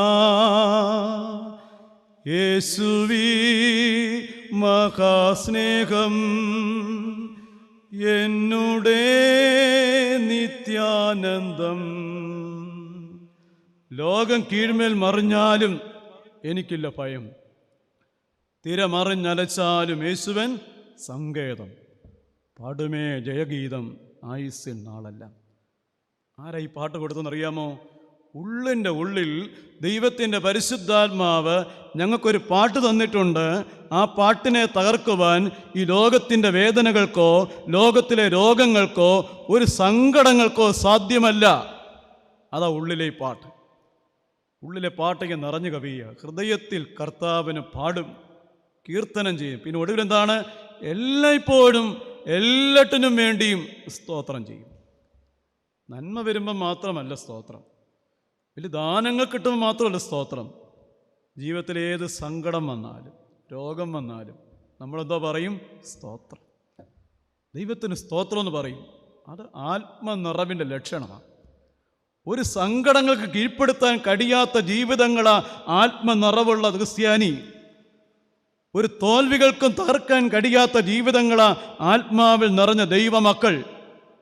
കാരണം ഉള്ളിൻ്റെ ഉള്ളിൽ ജയത്തിൻ്റെ ആത്മാവുണ്ട്. ജയത്തിൻ്റെ ആത്മാവിൻ്റെ ശക്തി വ്യാപരിക്കുന്നുണ്ട്. ആ ശക്തി വ്യാപരിക്കുന്ന ജീവിതങ്ങളിൽ എന്തുണ്ട്? ദൈവരാജ്യം, ദൈവശക്തിയുണ്ട്. ഈ ആത്മനിറവിൻ്റെ ലക്ഷണം എന്താണ്? ആ ഒന്നാമത്തെ ലക്ഷണമാണ് സങ്കീർത്തനം പറയും എന്ന് പറയുന്നതാണ്. പറയുന്ന വാക്കുകളൊക്കെ സങ്കീർത്തനം. ആർക്കും വേദനയാകത്തില്ലത്. കേൾക്കുന്നവർക്കെല്ലാം ആശ്വാസമാണ്, സമാധാനമാണ്. 2, ഹൃദയത്തിൽ പാടും. ഹൃദയത്തിൽ പാട്ട് കിടക്കുക, ഹൃദയത്തിൽ പാട്ട് കിടക്കുക. 3, എല്ലായ്പ്പോഴും എല്ലാറ്റിനും വേണ്ടിയും സ്തോത്രം. അതാണ് ആത്മനിറവെങ്കിൽ നമുക്ക് ആത്മനിറവ് വേണ്ടേ? ഇതല്ലേ യഥാർത്ഥ ക്രിസ്തീയത? ഇതല്ലേ ദൈവരാജ്യത്തിൻ്റെ ജീവിതം? ഈ ആത്മനിറവിലേക്കാണ് ദൈവം നമ്മെ വിളിക്കുന്നത്. ഒന്ന്, ആത്മാവിൻ്റെ ശക്തി കിട്ടണമെങ്കിൽ അനുനിമിഷം ചോദിച്ചുകൊണ്ടിരിക്കണം, ദൈവം പരിശുദ്ധാത്മാവേ എന്നെ ശക്തിപ്പെടുത്തണേ. ഒരു ഇൻ്റർവ്യൂവിന് പോവുക, എനിക്ക് പറയാനൊന്നും അറിയത്തില്ല, പറയാൻ ശക്തി തരണേ. എൻ്റെ കുഞ്ഞുങ്ങളെ വളർത്താൻ പ്രാപ്തി തരണേ. ഒരു പാചകം ചെയ്യുക, ആ കറി ഏറ്റവും മനോഹരമാക്കാൻ കൂടിയിരിക്കണേ. എന്താ പരിശുദ്ധാത്മ അതിലൊന്നും ഇല്ലെന്നാണോ വിചാരം? ബെസലേൽ എന്ന് പറഞ്ഞൊരു മനുഷ്യനുണ്ടായിരുന്നു. ആ ബെസലേൽ സമാഗമന കൂടാരം പണിത് ആശാരിയ. ബെസലേലിന് മുമ്പ് വല്ലതും പണിതിട്ടുണ്ട്, ഒരു കൊരണ്ടി ഉണ്ടാക്കിയിട്ടുണ്ടോ എന്ന് എനിക്കറിയത്തില്ല. ഈ സമാഗമന കൂടാരം പണിയുവാൻ ബെസലേലിന് ജ്ഞാനം കൊടുത്തത് ആരെന്നറിയാമോ? പരിശുദ്ധാത്മാവാ. എല്ലാത്തിനും ശക്തി തരാൻ വേണ്ടി വന്ന ആളാ പരിശുദ്ധാത്മാവ്. ശക്തി തരും. രണ്ടാമതായിട്ട് നിറയ്ക്കും. ഈ നിറവുണ്ടാകണമെങ്കിൽ യേശു പറഞ്ഞ 3 വചനങ്ങളിലേക്ക് നമ്മളൊന്ന് വരണം. പരിശുദ്ധാത്മ നിറവ് എങ്ങനെയാണ് ഉണ്ടാകുന്നത്? ഒന്നാമതായി യേശു പറഞ്ഞു, വിശുദ്ധ ലൂക്കോസ് 11-ാം അധ്യായത്തിൻ്റെ 11-ാം വാക്യം. വിശുദ്ധ ലൂക്കോസ് 11:11. നിങ്ങളിൽ ഒരപ്പനോട് മകൻ, അപ്പാ എനിക്ക് അപ്പം തരണമെന്ന് പറഞ്ഞ് നിങ്ങൾ കല്ല് കൊടുക്കുമോ? മീൻ തരണമെന്ന് പറഞ്ഞാൽ ആരെങ്കിലും പാമ്പിനെ കൊടുക്കുമോ? മുട്ട തരണമെന്ന് പറഞ്ഞ് ആരെങ്കിലും തേളിനെ കൊടുക്കുമോ? ദോഷികളായ നിങ്ങൾ, ഈ ഭൂമിയിലെ അപ്പന്മാർ, നിങ്ങളുടെ മക്കൾക്ക് നല്ല ദാനങ്ങളെ കൊടുക്കുവാൻ അറിയുന്നെങ്കിൽ സ്വർഗസ്ഥനായ പിതാവ് തന്നോട് യാചിക്കുന്നവർക്ക് എന്ത് കൊടുക്കുമെന്ന്? പരിശുദ്ധാത്മാവിനെ എത്ര അധികം കൊടുക്കും. ഈ ഭൂമിയിലെ അപ്പന്മാർ അവരുടെ മക്കൾക്ക് ഏറ്റവും നല്ല ദാനമാണ് കൊടുക്കാൻ ആഗ്രഹിക്കുന്നത്. അങ്ങനെയെങ്കിൽ സ്വർഗത്തിലൊരു അപ്പനുണ്ട്. ആ അപ്പൻ എന്താണ്? നമുക്ക് ഏറ്റവും നല്ല ദാനത്തെ, തന്നോട് യാചിക്കുന്നവർക്ക് ഏറ്റവും നല്ല ദാനത്തെ കൊടുക്കാൻ ആഗ്രഹിക്കുന്നു. ആ ദാനത്തിൻ്റെ പേരാണ് പരിശുദ്ധാത്മാവ്. നമുക്ക് ഈ നല്ല ദാനമൊന്നും വേണ്ടല്ലോ. നമുക്ക് വില കുറഞ്ഞ ദാനങ്ങളൊക്കെ മതി. ലോകത്തിൻ്റെ സമ്പത്തും താൽക്കാലികമായ കുറേ കാര്യങ്ങളൊക്കെ, അതൊക്കെ തമ്പുരാൻ തരും. അതൊക്കെ ചോദിക്കാൻ വചനം പറയുന്നുമുണ്ട്, അല്ലേ? ഒന്നിനെക്കുറിച്ചും വിചാരപ്പെടരുത്. എല്ലാറ്റിലും പ്രാർത്ഥനയാലും അപേക്ഷയാലും നിങ്ങളുടെ ആവശ്യങ്ങൾ സ്തോത്രത്തോടുകൂടെ കർത്താവിനോട് പറയുക വേണ്ടത്. വേറെ ആരോടും പറയൊന്നും വേണ്ട. ആരോട് പറയണം? കർത്താവിനോടാണ് പറയേണ്ടത്. ചോദിക്കണം. അപ്പം യാചിപ്പി നിങ്ങൾ കിട്ടും. അപ്പം അവിടെയാണ് നമ്മുടെ ആവശ്യം കർത്താവിനോടല്ല, പിന്നെ ആരോടാണ് പറയേണ്ടത്? കർത്താവിനോട് പറയണം. പക്ഷെ അതുമാത്രം മതിയോ? ഉണ്ണാനും ഉടുക്കാനും ഉള്ളത് മാത്രം മതിയോ? യേശുവിനോട് പ്രാർത്ഥിച്ച് ലോകത്തിലെ താൽക്കാലികമായ കുറേ ദാനങ്ങളൊക്കെ മേടിച്ചുകൊണ്ട് പോകുമ്പം തമ്പുരാന് സങ്കടം, അയ്യോ വില കൂടിയൊരു ദാനം ഇവിടെ ഇരിപ്പുണ്ട്, ഇതെന്താ ഈ മക്കൾ ചോദിക്കാത്തത്? ഇവർ കൊടുക്കാൻ വേണ്ടി വില കൂടിയൊരു വലിയ ദാനം ഇവിടെ ഇരിപ്പുണ്ട്. ആ ദാനം പരിശുദ്ധാത്മാവ, ഇതാർക്കും വേണ്ടേ? അതാ ചോദിക്കേണ്ടത്. അത് ചോദിച്ചാൽ അതിനകത്ത് എല്ലാം ഉണ്ട്. ആ ദാനം കെട്ടിക്കഴിഞ്ഞാൽ പിന്നെ അതിനകത്ത് എന്തറിയാമോ? ലോകത്തിലെ സമാധാനമുണ്ട്, സന്തോഷമുണ്ട്, സംതൃപ്തിയുണ്ട്, എല്ലാം ഉണ്ട്. അത് വേണം ചോദിക്കാൻ. ചോദിക്കും, വില കൂടിയതേ ചോദിക്കാവും. ആ വില കൂടിയ ദാനമാണ് പരിശുദ്ധ. ചോദിക്കുന്നവർക്ക്, ആർക്കാ? ചോദിക്കുന്നവർക്കേ കൊടുക്കത്തുള്ളൂ. ചുമ്മാതെ വിതരണം ചെയ്യത്തില്ല. ആ ആഴമായ ആഗ്രഹത്തോടെ ചോദിക്കുന്നവർക്ക് പരിശുദ്ധാത്മ നിറവ് തരണമേ എന്ന് പ്രാർത്ഥിക്കാമോ? നിന്റെ പരിശുദ്ധാത്മാവ് എനിക്ക് തന്നിട്ടുണ്ട്, അത് പോരാ. എന്താണ്? ഈ ആത്മാവിന് നിറയണമേ എന്നൊരു ആഗ്രഹം നമുക്കുണ്ടോ? ചോദിക്കണം. ഇപ്പം ചോദിക്കണമെന്ന ഒന്നാമത്തെ കണ്ടീഷൻ. രണ്ടാമതായി യേശു പറയാണ്, വിശുദ്ധ യോഹന്നാൻ സുവിശേഷം 7-ാം അധ്യായത്തിന് 37-ാം വാക്യത്തിൽ യേശു പറയുന്നു, യോഹന്നാൻ 7:37, ഉത്സവത്തിൻ്റെ മഹാദിനമായ ഒടുക്കത്തെ നാളിൽ യേശു നിന്നുകൊണ്ട്, ദാഹിക്കുന്നവൻ എല്ലാവരും എൻ്റെ അടുക്കൽ വന്ന് കുടിക്കട്ടെ, ഇനി വിശ്വസിക്കുന്നവൻ്റെ ഉള്ളിൽ നിന്ന് തിരുവെടുത്ത് പറയുന്നത് പോലെ ജീവജലത്തിൻ്റെ നദികൾ ഒഴുകുമെന്ന് പറഞ്ഞു. ഇത് തന്നെ വിശ്വസിക്കുന്നവർക്ക് ലഭിപ്പാനിരിക്കുന്ന പരിശുദ്ധാത്മാവിനെ കുറിച്ചാണ് യേശു പറഞ്ഞത്. ഒരു വലിയ ഉത്സവം നടക്കുകയാണ് അവിടെ യെരുശലേമിൽ. ആ ഉത്സവത്തിൻ്റെ പേര് കൂടാരപ്പെരുന്നാളെന്നാണ്. കൂടാരപ്പെരുന്നാളിൻ്റെ അവസാന ദിവസം ശീലോഹാം കുളത്തിൽ പോയി എല്ലാവരും വെള്ളം കോരും. ഒരു കുടത്തി വെള്ളം കോരും. ആ കുടത്തി വെള്ളവുമായി ദേവാലയത്തിന് ചുറ്റും ഒരു പ്രദക്ഷിണമുണ്ട്. അപ്പോൾ അവർ യെശയ്യാ പ്രവാചക പുസ്തകം 12-ാം അധ്യായത്തിലെ പാട്ട് പാടും. ഞങ്ങൾ രക്ഷയുടെ ഉറവിൽ നിന്ന് വെള്ളം കോരും എന്നുള്ളൊരു പാട്ട് പാടിക്കൊണ്ടാണ് ഈ പ്രദക്ഷിണം നടത്തുന്നത്. പ്രദക്ഷിണം കഴിഞ്ഞ് ജനസമൂഹത്തോട് യേശു വിളിച്ചു പറഞ്ഞു, ദാഹിക്കുന്നവൻ, ആരാ വരേണ്ടത്? ദാഹിക്കുന്നവൻ എല്ലാവരും എൻ്റെ അടുക്കൽ വരട്ടെ. ദാഹം ആവശ്യമുള്ളവർ, ദാഹമുള്ളവർ എൻ്റെ അടുത്ത് വരട്ടെ. ഇനി വിശ്വസിക്കുന്നവൻ്റെ ഉള്ളിൽ നിന്ന് തിരുവെടുത്ത് പറയുന്നത് പോലെ ജീവജലത്തിൻ്റെ നദികൾ ഒഴുകും. നിങ്ങൾ കോരേണ്ട വെള്ളം ശീലോകാംകുളത്തിലെ വെള്ളമല്ല, പിന്നെന്താണ്? ഈ രക്ഷയുടെ ഉറവിൽ നിന്നാണ് കോരേണ്ടത്. യേശുവാകുന്ന ഉറവിൽ നിന്ന് കോരുന്നവർക്ക് പരിശുദ്ധാത്മാവിന് വെള്ളം കിട്ടും. അത് പരിശുദ്ധാത്മാവിനെക്കുറിച്ചാണ് യേശു പറഞ്ഞത്. ആരാ വരേണ്ടത്? ദാഹിക്കുന്നവൻ. ദാഹത്തോടെ വരണം. ദൈവം ആത്മനിറവ് കൊടുക്കുന്നത് ആർക്കറിയാമോ? ദാഹത്തോടെ ചോദിക്കുന്നവർക്കാണ്. ഒരു ഗ്ലാസ് വെള്ളം കിട്ടിയാൽ കുടിച്ചേക്കാം എന്ന് ചിന്തിക്കുന്നവർക്കൊന്നും വെള്ളം കൊടുക്കത്തില്ല. അങ്ങനെ വെള്ളം കൊടുത്തിട്ട് കാര്യമില്ല. എല്ലാവരും വെള്ളം കുടിക്കാൻ പോയി, എന്നാൽ ഞാനിവിടെ പോയേക്കാം എന്നൊക്കെ നമ്മുടെ ആത്മീയത. എല്ലാവരും മേടിക്കുക, അവർ പോയി, ഇന്നപ്പോൾ ഞാൻ പോയില്ലല്ലോ, കുഴപ്പമുണ്ടായിരിക്കും എന്ന് വിചാരിച്ച് പോയാൽ കുടിക്കുക. എന്താ കുടിച്ചത്? അങ്ങനെ കുടിക്കാൻ വേണ്ടി ഒന്നും യേശു വിളിക്കുന്നില്ല ആരെയും. പിന്നെന്താണ്? മാൻ നീർത്തോടുകളിലേക്ക് ചെല്ലുവാൻ കാംക്ഷിക്കുന്നത് പോലെ ദൈവമേ, എൻ്റെ ആത്മാവ് നിന്നോട് ചേരുവാൻ കാംക്ഷിക്കുന്നു. മാൻ ഈ കണ്ട വിഷക്കായും വിഷക്കായൊക്കെ തിന്നു കഴിഞ്ഞിട്ട് അതിനുള്ളിലത് മരണമായി തീരുമ്പോൾ, തൻ്റെ വയറിനെ അത് വേദനിപ്പിക്കുമ്പോൾ, ഇനി അല്പം വെള്ളം കുടിച്ച് ചത്തുപോകുമെന്ന് അറിയാവുന്നതുകൊണ്ട് മാൻ വെള്ളം തേടി പായുകയാണ്. ആ ഓട്ടം ഉണ്ടല്ലോ, കുടിച്ചില്ല ചത്തുപോകുമെന്നുള്ളൊരു ഓട്ടം.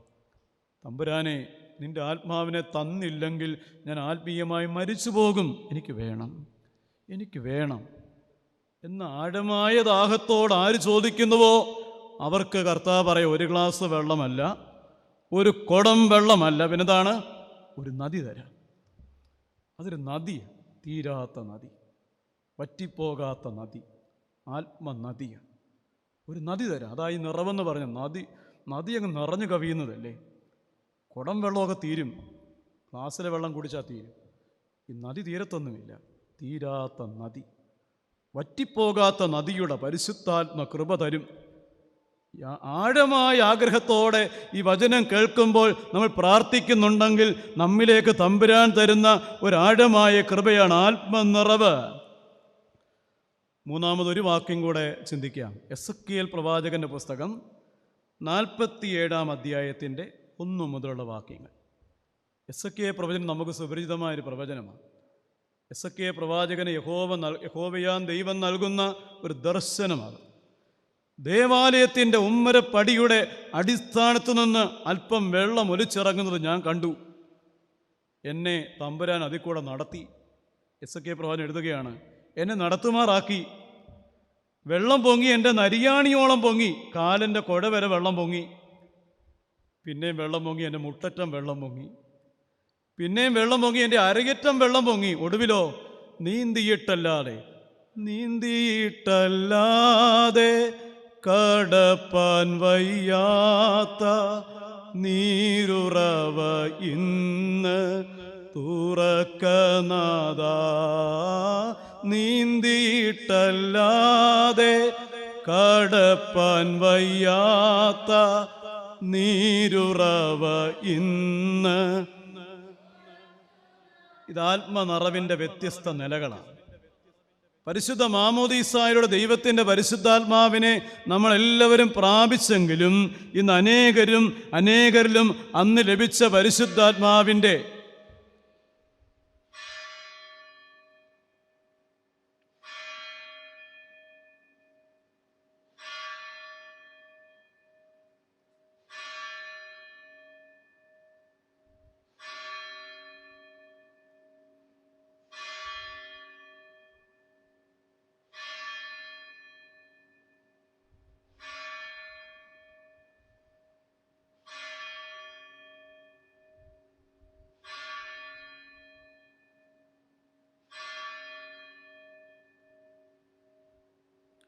ഇത് അനേകരിലും അന്ന് ലഭിച്ച പരിശുദ്ധാത്മാവിന് വെള്ളം വാറ്റി തുടങ്ങിയിരിക്കുക.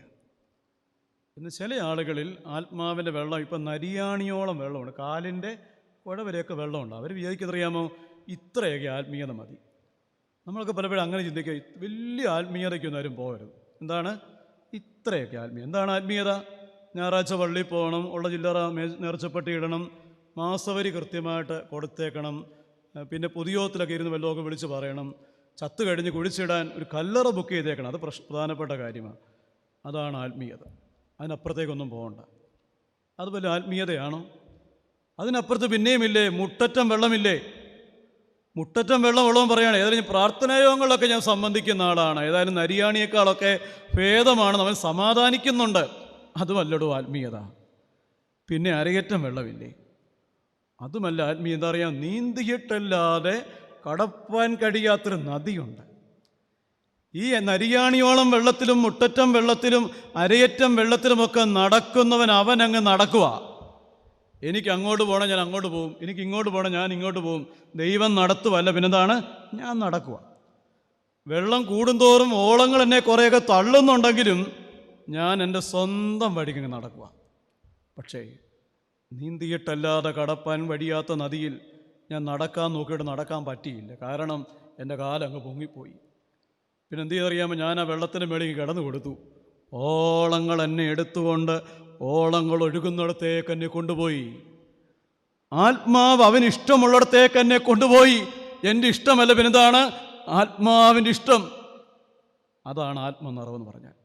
സ്വന്തം ഇഷ്ടങ്ങൾ മാറ്റിവെച്ച് ആത്മാവിൻ്റെ പരിപൂർണ ഇഷ്ടത്തിന് ജീവിതത്തെ വിധേയപ്പെടുത്തുന്ന കൃപയുടെ പേരാണ് ആത്മനിറവ്. ഈ നിറവ് തമ്പുരാൻ നമുക്ക് തരികയാണ്. സ്വന്തം ഇഷ്ടത്തോടെ നടന്നിട്ട് വല്ലതുമൊക്കെ ആത്മീയ കാര്യങ്ങളൊക്കെ ചെയ്യുന്നെങ്കിൽ അത് ആത്മീയ ജീവിതമൊന്നും അല്ല, നമ്മുടെ സ്വന്തം ജീവിതമാണ്. പക്ഷെ ആത്മാവിൻ്റെ ഇഷ്ടത്തിന് വേണ്ടി ഏൽപ്പിച്ചു കൊടുത്തുകൊണ്ടുള്ള ഒരു ജീവിതമാണെങ്കിൽ അതാണ് ആത്മനിറവിൻ്റെ ജീവിതം. നിക്കോദിമോസിനോട് യേശു പറഞ്ഞു, ആത്മാവിൽ നിറഞ്ഞവൻ്റെ അവസ്ഥയെക്കുറിച്ച് ഞാൻ നിന്നോട് പറയാം. കാറ്റ് ഇഷ്ടമുള്ളിടത്തേക്ക് ഊതും. അതെവിടുന്ന് വരുന്നെന്നോ എവിടേക്ക് പോകുന്നെന്നോ നിനക്കറിയത്തില്ല. ഒരു ശബ്ദം മാത്രം നീ കേൾക്കും. ഇതുപോലാണ് ആത്മാവിൽ നിറഞ്ഞവൻ്റെ അവസ്ഥ. ഒരു അപ്പൂപ്പൻ താടി പോലെ നിന്ന് കൊടുത്തേച്ചാൽ മതി. ആത്മാവ് നിന്നെ, കാറ്റ് നിന്നെ എടുത്ത് ഇഷ്ടമിടത്തേക്ക് കൊണ്ടുപോകും. ആത്മാവിൽ നിറഞ്ഞവൻ ദൈവഹിതത്തിന് മുമ്പിൽ നിന്ന് കൊടുക്കണം. ആത്മാവ് അവനെടുത്തുകൊണ്ട് ആത്മാവ് ആഗ്രഹിക്കുന്നിടത്തേക്ക് കൊണ്ടുപോകും. ഇതാണ് ആത്മനിറവിൻ്റെ ജീവിതം. ഈ ജീവിതമാണ് തമ്പുരാൻ നമുക്ക് തരുന്നത്. ഒരാത്മനിറവിൻ്റെ ജീവിതം ഏറ്റവും മനോഹരമാണ്, ആനന്ദത്തിൻ്റേതാണ്, ദൈവകൃപയുടേതാണ്. അതാ ദൈവരാജ്യം എന്ന് പറഞ്ഞാൽ. ദൈവരാജ്യം എന്ന് പറഞ്ഞാൽ അത് തരണമെങ്കിൽ ചോദിക്കണം. എന്താ ചോദിക്കേണ്ടത്? ആഴമായ ദാഹത്തോടെ. ഉള്ള മുട്ടറ്റം വെള്ളത്തിലും അരയറ്റം വെള്ളം തൃപ്തിപ്പെടരുതാരും, തൃപ്തിപ്പെടരുത്. നീന്തിയിട്ടല്ലാതെ കടപ്പാൻ കഴിയാത്ത നദി പോലെ ആത്മാവെ എന്നിൽ പെരുകണമേ എന്ന് വീണ്ടും വീണ്ടും ചോദിച്ചുകൊണ്ടിരിക്കണം. അങ്ങനെയുള്ളവരെക്കുറിച്ച് യേശു പറഞ്ഞു, ആത്മാവിൽ ദരിദ്രരായവർ ഭാഗ്യവാന്മാർ, സ്വർഗരാജ്യം നിങ്ങൾക്കുള്ളത്. അപ്പോൾ ആരാണ് ഈ ആത്മാവിൽ ദരിദ്രർ? നമ്മുടെയൊക്കെ ചെന്ന പള്ളിയില്ല, പട്ടക്കാരനില്ല, അവൻ പ്രാർത്ഥനയില്ല, അവനാണ് ആരാണ് ആത്മാവിൽ ദരിദ്രൻ? ചിലപ്പോൾ ചിന്തിച്ചേക്കാം. അതൊന്നുമല്ല, അവൻ ആത്മാവ് ദരിദ്രനൊന്നുമല്ല. ആത്മാവുള്ളവൻ ആത്മാവ് ദരിദ്രൻ. എത്ര ആത്മാവിനെ കൊടുത്താലും അവൻ പിന്നെയും ചോദിക്കും, ഇച്ചിലൂടെ തരാമോ? ഇവനെ കൊടുത്തു മടുത്ത്. കാരണം ഇവൻ വന്നത് പിന്നെയും നിൽക്കുകയാണ്. ആത്മാവിനെ പിന്നെയും വാരിക്കൊടുത്തിട്ടും പിന്നെയും ചോദിക്കും, ഇച്ചിലൂടെ തരാമോ? എത്ര ആത്മാവിനെ കൊടുത്താലും പോരാ പോരാ പോരാ എന്ന് പറഞ്ഞ് പിന്നെ യാചിക്കുന്ന ദരിദ്രൻ, യാചകൻ. ഇവനെന്നും യാചകനാണ്, ചോദിച്ചുകൊണ്ടിരിക്കും, മതി, പോരാ പോരാ കർത്താവ്, ഇനിയും തരണേ. കർത്താവ് ചോദിക്കുന്നവർക്ക് എത്ര അധികം കൊടുക്കുമെന്നാണ്. ആത്മാവിന് വേണ്ടി പിന്നെയും യാചിക്കുന്നവൻ്റെ പേരാണ് ആത്മാവ് ദരിദ്രൻ. യേശു പറയാം, നിനക്ക് സ്വർഗരാജ്യം ഞാൻ തരുന്നെന്ന് യേശു പറയുക. ഇതിനു വേണ്ടി ചോദിക്കാം നമുക്ക്, ആത്മാവിനെ കൂടുതലായി തരണമേ. മൂന്നാമത് ആത്മാവിൻ്റെ നിറവിനെക്കുറിച്ച്, ആത്മാവിൻ്റെ ഫലത്തെക്കുറിച്ച് നമുക്ക് ചിന്തിക്കാം. ഈ ആത്മീക വളർച്ചയുടെ ഏറ്റവും അവസാനത്തെ കാര്യമാണ് ആത്മാവിൻ്റെ ഫലം. അപ്പോൾ ഒന്ന്, നമ്മൾ ആത്മാവിൽ ശക്തിപ്പെടണം, ശക്തി. രണ്ടാമത് നിറയണം. മൂന്നാമത് ആത്മാവിൻ്റെ ഫലം കായ്ക്കണം. ഫലമുണ്ടോ എന്നാണ് ദൈവം തിരയുന്നത്. ഫലമുണ്ടോ എന്നുള്ളത് ദൈവം തിരയുന്നു. കർത്താവിൻ്റെ വരവിങ്കിൽ ഫലമുള്ള ജീവിതങ്ങളായിരിക്കണമെന്നാണ് ദൈവം ആഗ്രഹിക്കുന്നത്. ആത്മാവിൻ്റെ ഫലത്തെക്കുറിച്ച് നമ്മളെ പഠിപ്പിക്കുന്ന ബൈബിൾ ഭാഗം ഗലാത്യ ലേഖനം 5-ാം അധ്യായം 22-ാം വാക്യമാണ്. ഗലാത്യർ 5:22. അവിടെ എന്ത് പറയുന്നു? ആത്മാവിൻ്റെ ഫലമോ സ്നേഹം, സന്തോഷം, സമാധാനം, ദീർഘക്ഷമ, ദയ, പരോപകാരം, വിശ്വസ്തത, സൗമ്യത, ഇന്ദ്രിയജയം. 9 കാര്യങ്ങൾ പറഞ്ഞിട്ടുണ്ടെങ്കിലും അവിടെ ആത്മാവിൻ്റെ ഫലങ്ങളെന്നല്ല, പിന്നെ ആത്മാവിൻ്റെ ഫലമോ എന്നാ പറയും. ആത്മാവിൻ്റെ ഫലമെന്ന സൺഡേ സ്കൂൾ ക്ലാസ് എടുക്കാനായിട്ട് ഞങ്ങളെ പഠിപ്പിച്ച ടീച്ചറിനെ ഞങ്ങൾ ഓർക്കുന്നുണ്ട്. അന്ന് ടീച്ചർ വന്നപ്പോൾ ടീച്ചറിൻ്റെ കയ്യിൽ വലിയൊരു ഓറഞ്ചും ഉണ്ടായിരുന്നു. ഞങ്ങൾ വിചാരിച്ച് ഞങ്ങൾക്കെല്ലാം ഇന്ന് ഓറഞ്ച് തരാൻ വേണ്ടിയാണ് ടീച്ചർ വന്നത്. ഇപ്പോൾ ടീച്ചർ ക്ലാസ് തുടങ്ങി ആത്മാവിൻ്റെ ഫലമെന്ന പാഠമാണ് ഞാൻ പഠിപ്പിക്കുന്നത്. ഈ പാഠം പഠിപ്പിക്കുമ്പോൾ ടീച്ചറോ ഈ ഓറഞ്ച് പൊളിച്ചു. ആത്മാവിൻ്റെ ഫലം 9 കാര്യങ്ങളുണ്ടെങ്കിലും അത് 9ഉം ചേർന്ന് ഒരൊറ്റ ഫലമാണ്. അത് ഓറഞ്ച് പോലെയാണ്. ഓറഞ്ച് പുറമേ ഒറ്റ പഴമാണെങ്കിലും നിങ്ങളത് പൊളിക്കുമ്പോൾ അതിനകത്ത് 9 അല്ലികളുണ്ട്. 9 അല്ലികൾ നിറഞ്ഞൊരൊറ്റ പഴമാണ് ആത്മാവിൻ്റെ ഫലം. ഒറ്റ ഫലമാണത്. അപ്പോൾ ആത്മാവിൻ്റെ ഫലം എന്ന് പറയുന്ന ഒറ്റ ഫലമാണ്. ഒരു ദിവസം സ്നേഹമുണ്ടായി, പിന്നെ 1 മാസം കഴിഞ്ഞ് സമാധാനം കിട്ടി, ഒടുവിൽ ചാകാൻ നേരെ ഇന്ദ്രിയജയം കിട്ടി. അങ്ങനെയൊന്നും അല്ല. ഇത് ഒരുമിച്ച് അങ്ങ് ഉണ്ടാവുക. പക്ഷെ വളരും തോറും എന്താണ്, അതിൻ്റെ ശക്തി കൂടിക്കൂടി വരുമെന്നും മാത്രം. ആത്മാവിൻ്റെ ഫലം ഉണ്ടാകുന്ന ഒരുമിച്ചുണ്ടാവുകയാണ്. അത് വളരും തോറും അതിൻ്റെ ശക്തി കൂടിക്കൂടി വരുമെന്ന് മാത്രം. അത് പഴുത്ത് പാകമായി വരുമെന്ന് മാത്രം. ഇതാണ് ആത്മാവിൻ്റെ ഫലത്തിൻ്റെ പ്രത്യേകത. അപ്പോൾ ആത്മാവിൻ്റെ ഫലമുള്ളവരാകാനാണ് നമ്മളെ വിളിച്ചത്. നമ്മളിലുണ്ടാകേണ്ട ഫലമാണ് ആത്മാവിൻ്റെ ഫലം. ഒരു മാവ് നിന്നുകൊണ്ട് വിളിച്ചു പറയണം, ഞാനൊരു മാവാണ്.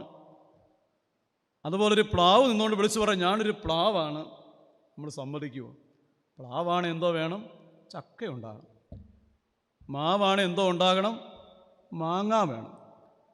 മാങ്ങ കായ്ക്കാത്ത മരങ്ങളൊന്നും മാവല്ല. ചക്ക കായ്ക്കാത്ത മരങ്ങളൊന്നും പ്ലാവല്ല. അതുപോലെ ഇലയുള്ള ഏതോ ഒരു മരം എന്ന് വിചാരിച്ചാൽ മതി. അതുപോലെ എന്താണ്, ആത്മാവിൻ്റെ ഫലം കായ്ക്കാത്ത ജീവിതങ്ങളൊന്നും ക്രിസ്ത്യാനിയായിട്ടുമില്ല. വലിയ പേരെടുത്ത ക്രിസ്ത്യാനിയൊക്കെ ആയിരിക്കാം, പക്ഷേ എന്താണ്, ആത്മാവിൻ്റെ ഫലം കായ്ക്കാത്ത ജീവിതങ്ങളൊന്നും ഇതുവരെ ക്രിസ്തുവിൻ്റേതായിട്ടുമില്ല. ആത്മാവിൻ്റെ ഫലം കായ്ക്കുക എന്നുള്ളതാണ് പ്രധാനപ്പെട്ട കാര്യം. ഫലമുണ്ടോ എന്ന് തിരഞ്ഞു വന്നു, കണ്ടില്ല താനും. ഫലം കായ്ക്കാത്ത വൃക്ഷങ്ങളൊക്കെ ആരായാലും വെട്ടി തീയിലിട്ട് കളയും. ഫലം കായ്ക്കാത്ത വൃക്ഷങ്ങളൊക്കെ എത്ര കേമത്തരമുള്ള വൃക്ഷങ്ങളായാലും ഫലമില്ല, വെട്ടി തീയിലിട്ട് കളയും. ആ തമ്പുരാൻ പറഞ്ഞതാ. ഫലം കായ്ക്കാൻ വേണ്ടിയാണ് നമ്മളെ ആക്കി വെച്ചത്. നമ്മൾ ഏറ്റവും അധികമായിട്ട് അറിയേണ്ട കാര്യമാണ്. അവിടെയാണ് ഒരു ഫലം കായ്ക്കുന്ന ജീവിതങ്ങളായി തീരുക എന്നാണ്. എങ്ങനെ ഫലം കായ്ക്കുന്നത്? നമ്മുടെ വീടിന് മുമ്പിൽ തെങ്ങും തൈ ഇന്നുകൊണ്ട് കുഴിച്ചു വെച്ചാൽ നാളെ തേങ്ങ ഒന്നും ഉണ്ടാകത്തില്ല. ഒരു റോസയുടെ കമ്പ് ഇന്നലെ കൊണ്ട് കുഴിച്ചു വെച്ച് ഞാൻ രാവിലെ നോക്കിയെന്ന പൂ ഉണ്ടായോ നോക്കാൻ ചെന്നതാണ്. പൂവൊന്നും ഉണ്ടാകത്തില്ല. എന്തു വേണം? ക്രമീകൃതമായൊരു വളർച്ച വേണം. ഒരു തെങ്ങും തൈക്ക് ക്രമീകൃതമായ വളർച്ച വേണം. റോസാക്കമ്പിന് വേരിറങ്ങണം, അത് ക്രമീകൃതമായി വളരണം. അങ്ങനെ വളരുമ്പോഴാണ് അത് പൂവുണ്ടാകുന്നത്. അതുപോലെ ക്രിസ്തീയ ജീവിതത്തിലും മാമോദീസ ഏറ്റതുകൊണ്ട് മാത്രം ഫലമുണ്ടാകണമെന്നില്ല. അതൊരാരംഭം മാത്രമാണ്. അത് കഴിഞ്ഞ് എന്ത് വേണം? വളരണം. ഈ വളർച്ചയുടെ 2 പടികളെക്കുറിച്ച് ആദ്യം പറഞ്ഞില്ലേ? എന്താണ്? ആത്മാവിൻ്റെ ശക്തി, ആത്മാവിൻ്റെ നിറം. ഈ 2 വളർച്ചയുടെ ഘടകങ്ങൾ നമ്മളിൽ ഉണ്ടാകുമ്പോൾ സ്വാഭാവികമായി ഉണ്ടാകുന്ന ഫലമാണ് എന്താണ്? ആത്മാവിൻ്റെ ഫലം. മാമോദിസയൊക്കെ ഏറ്റവും വലിയ ഗംഭീരം ചടങ്ങൊക്കെ നടത്തി കഴിഞ്ഞിട്ട് പിന്നെ ദൈവമില്ലാതെ, പ്രാർത്ഥനയില്ലാതെ, ആരാധനയില്ലാതെ തോന്നി വഴിക്കൊക്കെ നടന്നിട്ട് ആത്മാവിൽ ഫലം കായ്ക്കണമെന്ന് പറഞ്ഞാൽ ഉണ്ടാകത്തില്ല. ഫലം കായ്ക്കണം എന്താണ്? സഭാ ജീവിതത്തിലൂടെ വളരണം. അതിന് കൗദാശിക ജീവിതമുണ്ട്, തിരുവചനമുണ്ട്, ദൈവ പ്രാർത്ഥനയുണ്ട്. ഇതിലൊക്കെ വളരണം. ആത്മാവിൽ ശക്തിപ്പെടണം, വളരണം, നിറയണം. അപ്പോൾ നമ്മിൽ അറിയാതെ ഉണ്ടാകും എന്തുണ്ടായിക്കൊള്ളും? ഫലം ഉണ്ടായിക്കൊള്ളും. ആ ഫലമാണ് ദൈവം ആഗ്രഹിക്കുന്നത്. ഒരു ഫലം നിറഞ്ഞ ജീവിതമാകാൻ ദൈവം നമ്മെ വിളിക്കുക. പരിശുദ്ധമായ നോമ്പിൻ്റെ ഈ നാളുകൾ, ഈ പരിശുദ്ധമായ പെരുന്നാളിൻ്റെ ദിവസം ഒരാത്മീക വളർച്ചയുടെ കാലമാണ്. ആത്മീക വളർച്ചയ്ക്ക് വാസ്തവത്തിൽ ഈ പ്രതിസന്ധിയുടെ കാലം ഏറെ നല്ലതാണ്. ലോകത്തിൻ്റെ ഒന്നും ശാശ്വതമല്ലെന്ന് നമ്മൾ പഠിച്ചിരിക്കുന്നു. ഈ ലോകത്തിൻ്റെ ഒന്നും നിലനിൽക്കുന്നല്ല നമ്മൾ പഠിച്ചിരിക്കുന്നു. യഥാർത്ഥത്തിൽ ദൈവരാജ്യമാണ് അന്വേഷിക്കേണ്ടതെന്നുള്ള നിത്യതയുടെ ബോധം അനേക ഹൃദയങ്ങളെ ഇന്ന് ഭരിച്ചിട്ടുണ്ട്. ആത്മീക വളർച്ചയുടെ ഒരാഗ്രഹം നമുക്കുണ്ടാകട്ടെ. ഞാൻ പറയട്ടെ, പരിശുദ്ധാത്മാവ് എന്നിലുണ്ട്, പരിശുദ്ധാത്മാവ് നിങ്ങളിലുമുണ്ട്. പക്ഷേ ചാരം മൂടിക്കിടക്കുക, അത് വളരുന്നില്ല. അത് കെട്ടുപോകാനിടയാകല്ലേ? പൗലോസപ്പോസ്തലൻ നിലവിളിക്കുകയാണ്, പരിശുദ്ധാത്മാവിനെ ആരും സങ്കടപ്പെടുത്തരുതേ. ആ മനുഷ്യന് പറയുമ്പോൾ നിങ്ങൾ ആ മുഖത്ത് നോക്കിക്കേ, അത് വെറുതെ പറഞ്ഞതല്ല, അത്ര സങ്കടത്തോടെ പറഞ്ഞത്. ആരും പരിശുദ്ധാത്മാവിനെ സങ്കടപ്പെടുത്തരുതേ. കാരണം വീണ്ടെടുപ്പ് നാടിൻ്റെ മുദ്രയാണ് പരിശുദ്ധാത്മാവ്. വീണ്ടെടുപ്പ് നാടിൻ്റെ അച്ചാരമാണ് പരിശുദ്ധാത്മാവ്. പരിശുദ്ധാത്മാവ് വന്നത് നമ്മളെ സഹായിക്കാൻ വേണ്ടിയാണ്. എന്നിട്ടും ആരും ഒന്നും ചോദിക്കുന്നില്ല. ആരഭ്യർത്ഥിക്കുന്നില്ല? അഭ്യർത്ഥിക്കാം. വിശുദ്ധ മാമോദീസായി ചൊല്ലുന്ന രഹസ്യ പ്രാർത്ഥനയുണ്ട്. അഭ്യർത്ഥിക്കുന്നവരിൽ അവൻ ദാസനെ പോലെയല്ല, യജമാനനെ പോലെ വിശുദ്ധത പ്രവർത്തിക്കുന്നവനാണ്. അഭ്യർത്ഥിക്കുമ്പം ഒരു ദാസനായി വന്ന് ജോലി ചെയ്യുന്നവനല്ല, എന്നറിയാമോ, നമ്മുടെ യജമാനനായി മാറും. മാസ്റ്റർ അവൻ ജീവിതങ്ങളെ ഏറ്റെടുക്കും, കുടുംബങ്ങളെ ഏറ്റെടുക്കും, തലമുറകളെ ഏറ്റെടുക്കും. തമ്പുരാൻ്റെ കയ്യിൽ ഏൽപ്പിച്ചു കൊടുക്കുക. എല്ലാവരെയും മക്കളെ ഏൽപ്പിച്ചു കൊടുക്കുക, നമ്മുടെ കുടുംബത്തെ ഏൽപ്പിച്ചു കൊടുക്കുക. അവൻ നടത്തിക്കൊള്ളും. ആത്മാവിൻ്റെ ശക്തിക്ക് വേണ്ടി പ്രാർത്ഥിക്കാം, ആത്മാവിൻ്റെ നിറവിന് വേണ്ടി പ്രാർത്ഥിക്കാം. ഒടുവിൽ അങ്ങനെ ആത്മാവിൻ്റെ ഫലമുള്ളവരായി ജീവിപ്പാൻ ദൈവത്തിൻ്റെ പരിശുദ്ധാത്മാവ് നമ്മളെ സഹായിക്കട്ടെ എന്ന് പ്രാർത്ഥിച്ച് എൻ്റെ വാക്കുകളെ നിർത്തുന്നു. നമ്മുടെ തലകളെ വണക്കി നമുക്ക് പ്രാർത്ഥിക്കാം. ആത്മാവിനാലെ നിറച്ചു ആനന്ദമുള്ളിൽ പകർന്നു, ആത്മാവിനാലെ നിറച്ചു ആനന്ദമുള്ളിൽ പകർന്നു, പ്രത്യാശ വർദ്ധിപ്പിച്ചു പാലിച്ചിടും തവ സ്നേഹമതിശയമേ.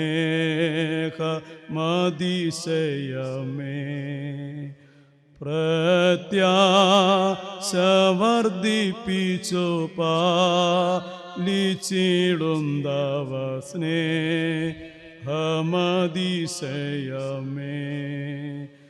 എന്നുള്ളമേ സ്തുതിക്ക നീ പരനേ തൻ നന്മകൾക്കായി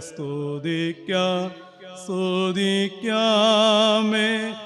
ആന്തരംഗമേയനു ദിനവും നന്ദിയോടെ ബറയ്ക്കുമോർ. സ്നേഹവാനായ സ്വർഗസപിതാവേ, അനുഗ്രഹീതമായ സമയത്തിനായിട്ട് നന്ദിയോടെ സ്തോത്രം. ഈ പ്രാർത്ഥനയും തിരുവചന ധ്യാനവും ഞങ്ങൾക്ക് അനുഗ്രഹത്തിനായി തീർന്നുവെന്ന് ഞങ്ങൾ അറിയുന്നു. ദൈവത്തിൻ്റെ പരിശുദ്ധാത്മാവെ, അവിടുന്ന് പൂർണ്ണ സമയം ഞങ്ങളുടെ മേൽ വ്യാപരിച്ചു എന്ന് അറിയുന്നു. ഈ വചനം കേട്ട എല്ലാവരിലും ഇത് ശക്തിയായി പരിണമിക്കണമേ. ദൈവമേ, സ്നേഹമായി പരിണമിക്കണമേ. രൂപാന്തരത്തിൻ്റെ കൃപയായിട്ട് പരിണമിക്കണമേ. നാഥ, ഞങ്ങൾക്ക് തന്ന ആത്മാവിനെ തിരിച്ചറിയാൻ ഞങ്ങളെ പഠിപ്പിക്കണമേ. ദൈവമേ, ഓരോ നിമിഷവും തെറ്റുകളാൽ ഞങ്ങൾ അതിലേക്ക് മാറുവാൻ തക്കവണ്ണം പ്രലോഭിപ്പിക്കപ്പെടുമ്പോഴൊക്കെ ദൈവമേ, പരിശുദ്ധാത്മാവിനെ ഒന്ന് ഓർക്കാനായിട്ട് ഞങ്ങളെ സഹായിക്കണമേ. ആത്മാവിൽ ശക്തിപ്പെട്ട് ആത്മാവിൽ നിറഞ്ഞ് ഒടുവിൽ ആത്മഫലമുള്ളവരായി കർത്താവിൻ്റെ വരവിങ്കൽ നിൽക്കുവാൻ ഞങ്ങളെ സഹായിക്കണമേ. തിരുസന്നിധിയിൽ ഞങ്ങളെ ഫലമേൽപ്പിക്കുന്നു. സകലതും ത്രിയേക ദൈവത്തിൻ്റെ തിരുനാമഹത്വത്തിനായിട്ട് തന്നെ. അനുഗ്രഹിക്കപ്പെട്ട സമയത്തിനായിട്ട് നന്ദിയോടെ സ്തോത്രം. ഇങ്ങനെ അവസരമൊരുക്കി തന്ന പ്രിയപ്പെട്ട വൈദിക ശ്രേഷ്ഠരോടും ഇതിൻ്റെ എല്ലാ ഭാരവാഹികളോടും നിങ്ങളേവരോടുമുള്ള നന്ദി സ്നേഹവും അറിയിച്ച് എൻ്റെ വാക്കുകൾ ഉപസംഹരിക്കുന്നു. കർത്താവ് നമ്മളെ അനുഗ്രഹിക്കട്ടെ.